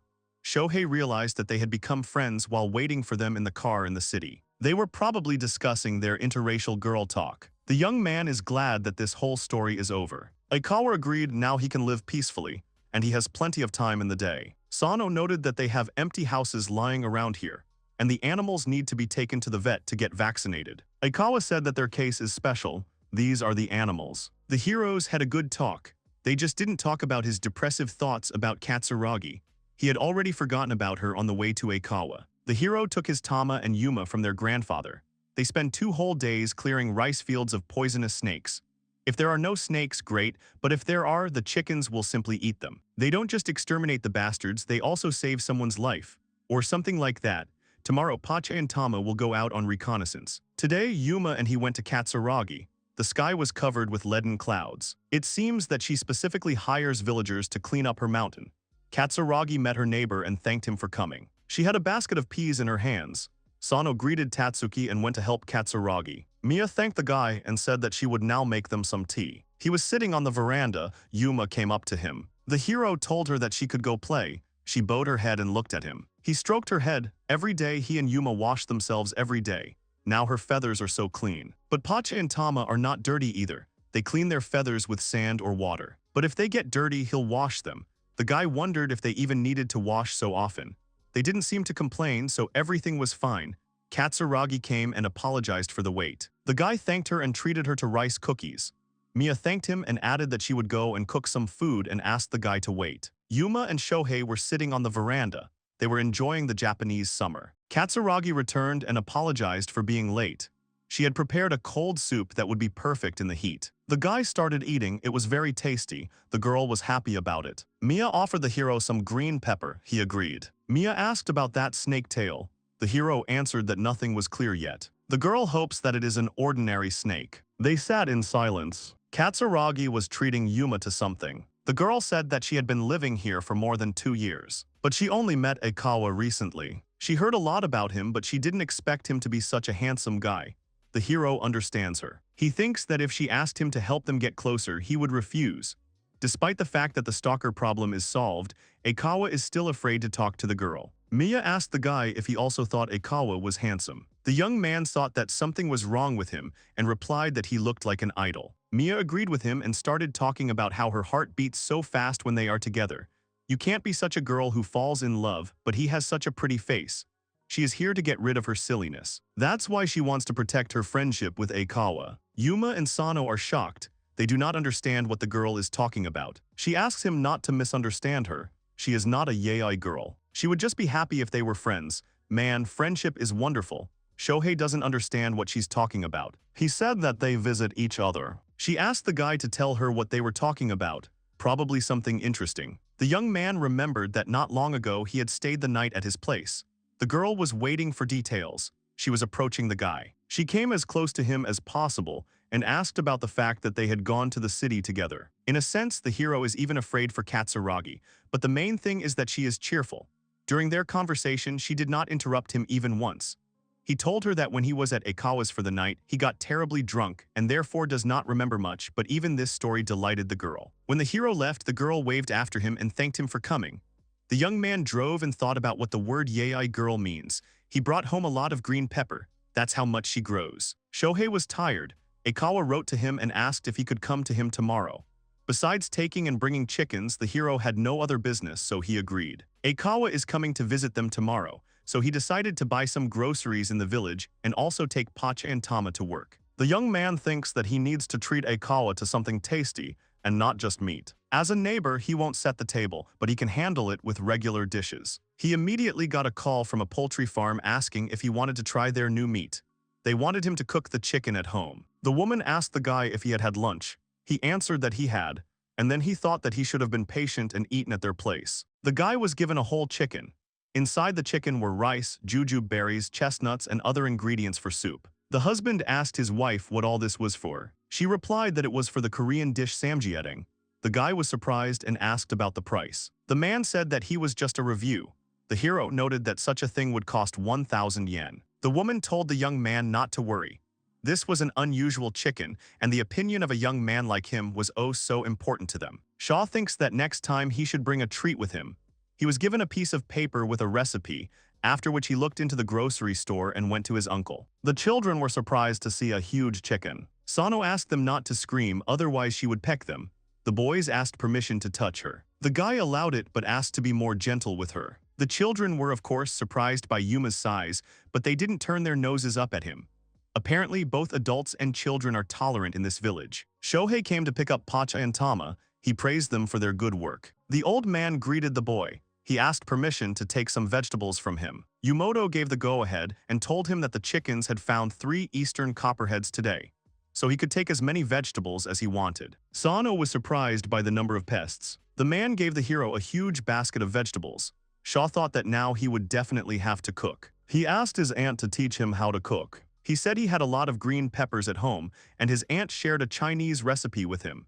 He also learned how to use oyster sauce in cooking. The hero asked Pochi and Yuma that they would hunt tomorrow, but Tama approached him. The boy asked about what happened. She asked about Aikawa. The boy answered that he would come to them tomorrow. Tama said that he would go to work. He started to get closer to the guy's face and talk about Tama going to work. The hero thinks that it's too fast. Tama has terrible fangs, horribly sharp. The young man understood everything. When he said that Aikawa would come to visit them, Tama immediately asked to work instead of Yuma.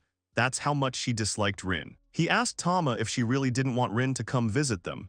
She started pecking at the guy. Sho shouted that he understood, and then announced that tomorrow he and Pochi would go hunting. Tama was proud of herself. Sano turned to Yuma and asked if she was okay without a job. She pressed herself against the guy. It was a sign of agreement. He thought that she was so cute. And so, the preparations for Aikawa's reception were finished. The next day he left Pochi and Tama with his uncle. He asked many people about the snake's tail, but he never got an answer. It seems that tomorrow he will take the tail to the vet in the city of Ease. I think the doctor there is called Komodo. It's raining hard. Well, Rin will be able to crawl more comfortably. The hero has prepared some smashed cucumbers and stewed some Chinese cabbage. The first course will be samgyetang soup, and the second course will be the Chinese dish he was taught yesterday. The boy was working in the garden and noticed that a car had driven up. Aikawa greeted Sano and noted the northern weather. The hero agreed with him. Rin and Ten got out of the car. Sho assumed that they were probably cramped in the car. Aikawa said that there was such a problem, but Ten doesn't ride with them often either. The man asked Yuma if Rin and Ten could catch bugs in her yard. The snake said that they wanted crayfish. The neighbor suggested going to the river. Shohei asked them to be careful, it was raining heavily now. Aikawa allowed Rin and Ten to catch crayfish. The snakes began to catch crayfish skillfully. The others watched from the shore. The hero was surprised at how easily they caught them. Aikawa told them that he and Sano would stay at home. They agreed and continued to be in the water. Shohei doesn't know how many crayfish they can eat together, and even if they eat them all, it won't be so bad. At least there will be more fish. Aikawa recognized the soup the boy was making. He noted that you can't get rid of the smell afterwards. Shohei replied that he would just turn the ventilation on full blast afterwards. The neighbor said that it was the first time he tried their cooking. Sano asked him not to expect much. He especially shouldn't set the bar too high in his head. The hero was finishing the dish. He said that it was called dingsanxian. Aikawa noticed that it smelled delicious. It seemed to be just vegetables, but it looked luxurious. They decided to start eating. Ten and Rin were still in the river. Aikawa thanked the guy for the food. The hero opened the window and said that Korean and Chinese food smelled strongly. The neighbor asked if he had really bought samgyetang from a poultry farm. The young man confirmed and said that they were still testing the product. It seemed that his fate depended on his review. The man said that he liked dingsanxian too. Lots of vegetables goes well with rice. The guy agreed with him. Aikawa liked the dinner. But the hero thinks that this is not enough for hospitality. The neighbor asked about the fact that the hero visited Katsuragi yesterday. He confirmed everything. He added that she was lonely, so she invited him to visit. Aikawa understands her. It's comfortable to live alone but sad, so he sometimes invites him to his place. Then he asked about those half-destroyed houses. The hero replied that he had completely forgotten about them. If they were not demolished, then someone might settle there and that would be bad. But to demolish them, you need to take care of a lot of things. Something tells him that demolishing houses is not a cheap pleasure, so they continue to stand and collapse. Apparently there are many such houses here, and this worries the guy. Aikawa said that he can ask for help from his hunter friends. If they get permission to hunt in the area during the work season, they can help with the demolition of houses. Shohei said that sounds good, but they might shoot his chickens by mistake. But they can only give them access to the part of the mountain behind the house. And then the only thing left to do is to forbid the chickens from going there. There are a lot of guys among the hunters who don't have mountains to train on, so he'll open up the north side of the mountain to them. The hero was surprised that there were hunters without mountains. Aikawa explained that these were hunters with licenses who simply lived near the mountains and were concerned about the integrity of their fields. Sano agreed that it would be better to open the slope behind the house for them. True, it was hard to climb there. Aikawa suggested that they climb through his mountain. He had a shorter path there. He was sure that the hunters would not mind. Before making a decision, the young man wanted to consult with the chickens. Aikawa agreed with him. He would have to thank the hunters well. Their help would be of great service to them. The young man is not sure how everything will go in the end, but he hopes for the best. He talked with Aikawa for a long time. It is immediately clear that they are on the same wavelength. The guy looked at his watch and thought that the chickens would be delivered soon. He told Aikawa that the chickens would be arriving soon. The man understood that Yumoto would bring them. They ran out of the house. The young man thought that they had a problem, Ten and Rin. Uncle, of course, wanted to see Ten himself. But if he saw Rin, who had been hiding her lower half all this time, things would be bad. They went out and noticed Yuma. He asked her not to let Rin in and to call Ten because the uncle wanted to see him. Yuma tilted her head and looked at the boy questioningly. He repeated once again that Rin shouldn't be allowed in, but Ten had to be brought. She answered what she understood and ran to the snakes. The hero thinks that he seemed to have explained it clearly. Aikawa was surprised that she understood something. Sho thinks that if they were ordinary pets, they wouldn't understand his speech, but his chickens are unusual. As Yuma walked towards the river, the hero thought that he was being overly protective of his chickens. Shohei and Aikawa exchanged glances as they heard the sound of an approaching car. The neighbor said that it was close. They quietly sighed with relief. Yumoto noticed Aikawa and realized that he had come to visit him. Shohei confirmed everything and thanked his uncle for bringing the chickens. Pochi and Tama got out of the car and started looking around. The old man asked about the girl who was usually with the owner of the Western Mountain. He answered that she was working in the field. Aikawa said that he came with his kite. The old man told him that he had heard that he had a huge one and asked where he was. Sano answered that Yuma had gone looking for him, so they would probably be back soon. Pochi approached the owner. The guy realized that they were trying to calm him down. Then he told them to come over so that he could dry them. Then they noticed Yuma and Ten approaching. The guy praised the chicken. The snake towered over the headman. Yumoto recoiled and was surprised by the size. Aikawa said that it was his pet snake. He asked him to come over. The old man wondered how many meters long it was. The neighbor replied that he had not measured it, but it would probably be about 4 meters long. The uncle suggested that it was heavy. The man confirmed it. You can't carry something like that in your arms, however, only his head weighs so much. Ten laid his head on Aikawa's shoulder, who stroked him. Yumoto noticed that he was obedient and it was obvious that he loved him. Shohei's chickens are enough for him. Maybe they'll help him with the stall for the festival. Sho asked about whether the villagers themselves are the ones who stand behind the stalls at festivals. The old man confirmed this, but most of the counters are not like that. After all, only old people live in the village. They don't have the strength to sit behind the counter all day. If the neighbor remembers correctly, they will be carrying a palanquin at the festival. Uncle asked him to let us know if there are any volunteers. That is, everyone is voluntary. They will not force you. Yumoto asked Shohei to help with the preparations for the festival. He agreed and told him to call him when he needed him. The elder decided to go home. He would tell him when he found out which snake that tail belonged to. The hero thanked him and said goodbye. After the headman left, Shohei and Aikawa exhaled. The second noted that it was good that he noticed that the old man would soon arrive. Sano said that it was his fault that he got carried away with the conversation. They remembered Rin and decided to call her. The hero asked Pochi to go get her. When Aikawa left, Tama started to peck. Apparently she really didn't want to see Ten and Rin. How much you have to hate snakes. It's scary to approach Tama. He called the poultry farm and thanked Matsuyama for the samgyeon. He told him that it was delicious, but the smell needed some work. He did not forget to add that Aikawa also liked the sir, to which he was told that his comments would be taken into account and that they would call him again later. Saturday night, someone called the hero. The old man told him that it was a rattlesnake's tail. Yumoto confirmed everything and said that it might not be her at all. The guy thanked him, and he thought to himself that they don't live in Japan. He needs to tell Katsuragi this. He doesn't want to scare her too much, though. According to the stories of veterinarians and the police, the businessman took the poisonous snakes for himself and kept them as pets.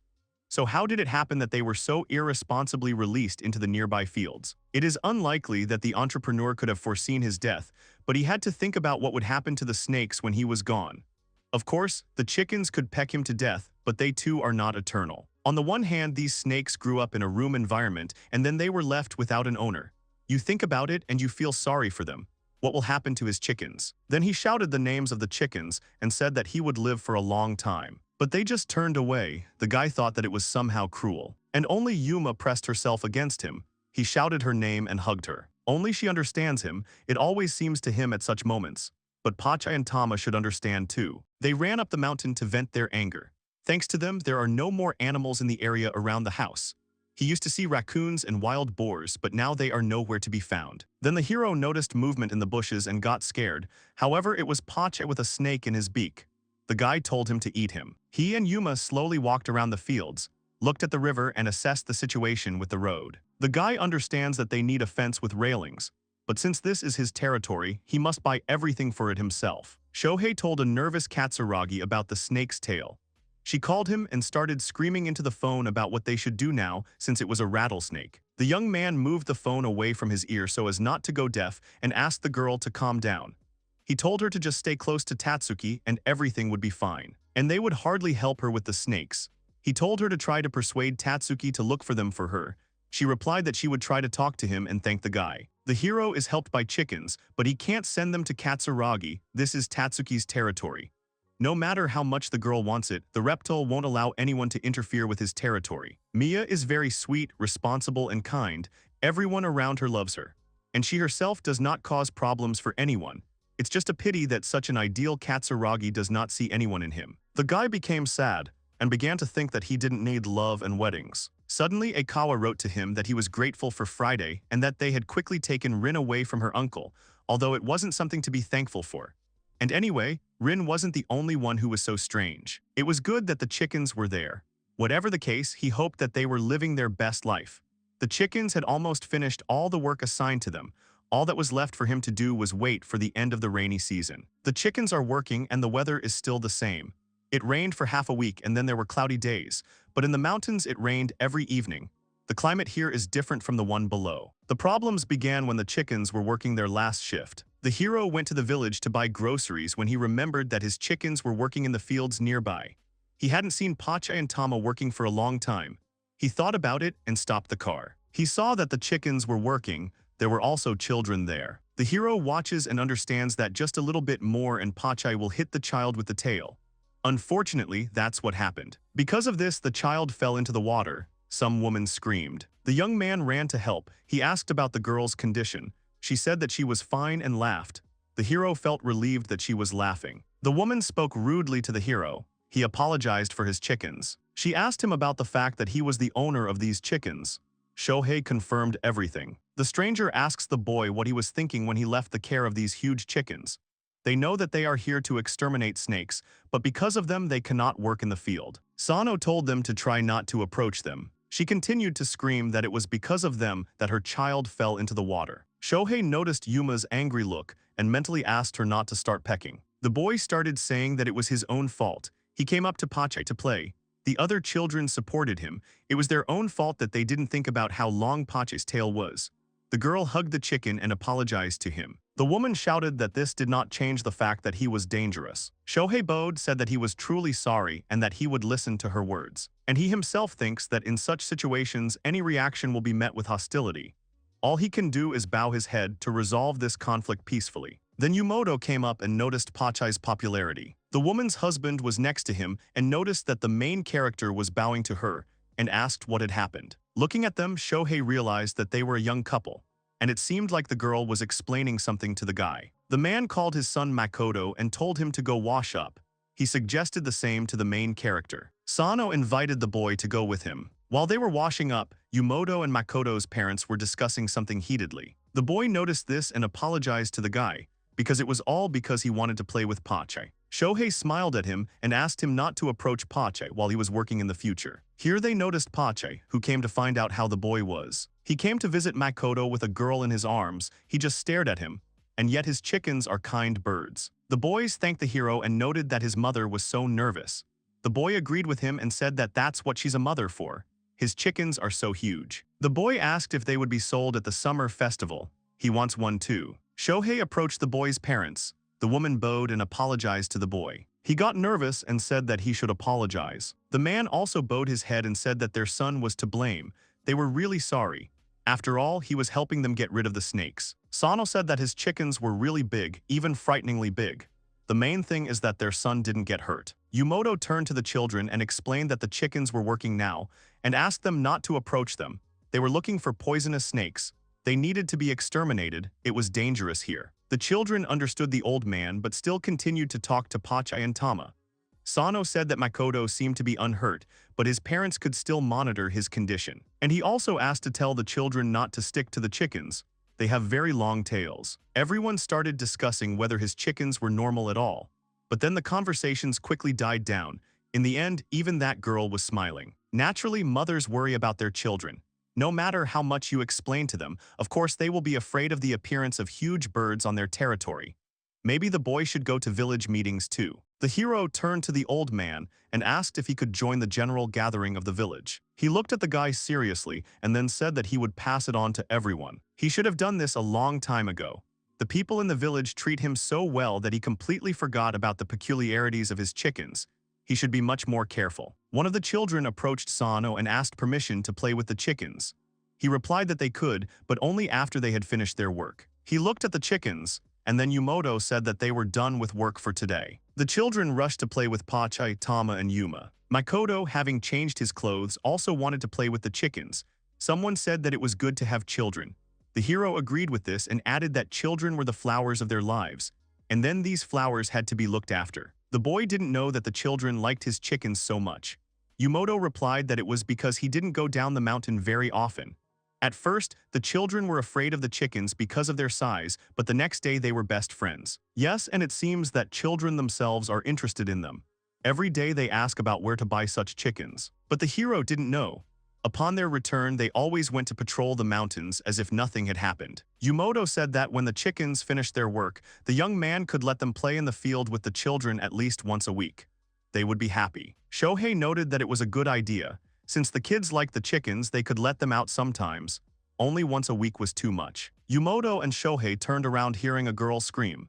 The chicken had a snake in its beak. The old man recognized it as an island snake. He said to let it go back. The girl said that she was very scared and then thanked Yuma. The uncle was surprised that he was afraid of the snake.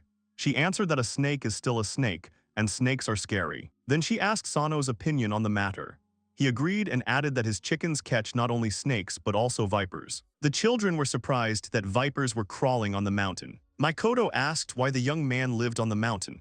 It would be better not to go down to them. The guy thought about it. Sano replied that there were reasons for that. When he grew up, he would understand. The hero wasn't sure he understood what he said, but in this case, the phrase was appropriate. The children are looking for chickens. The hero noticed this. Yumoto said that at this rate, they will be called to school. Sano wants his chickens to run around the mountains in peace. After some time, the young man called Pochi, Yuma, and Tama home. The children were upset. Shohei asked the old man about whether they would return here tomorrow. He replied that they would not work anywhere nearby. He shouted to the children that they would come again tomorrow. They agreed and said goodbye to the chickens. Today he saw the chickens in a completely new light. At home, the hero announces to them that this was their last shift this week. Or they want to work later, they confirmed. The uncle said that they needed help from other settlements. Then the chickens would have more work, but the old man couldn't pay enough money for it. The guy was thinking about giving up. He just wasn't sure if his chickens wanted to work. They said that they don't want to and won't work. The boy was surprised. He thought they liked playing with the kids.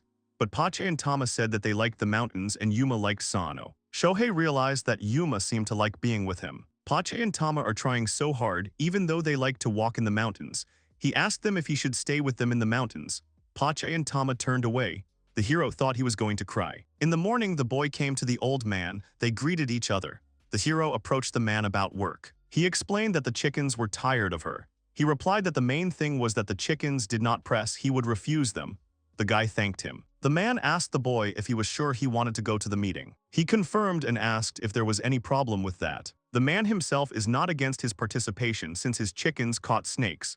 But the meeting will be attended by only stubborn old men.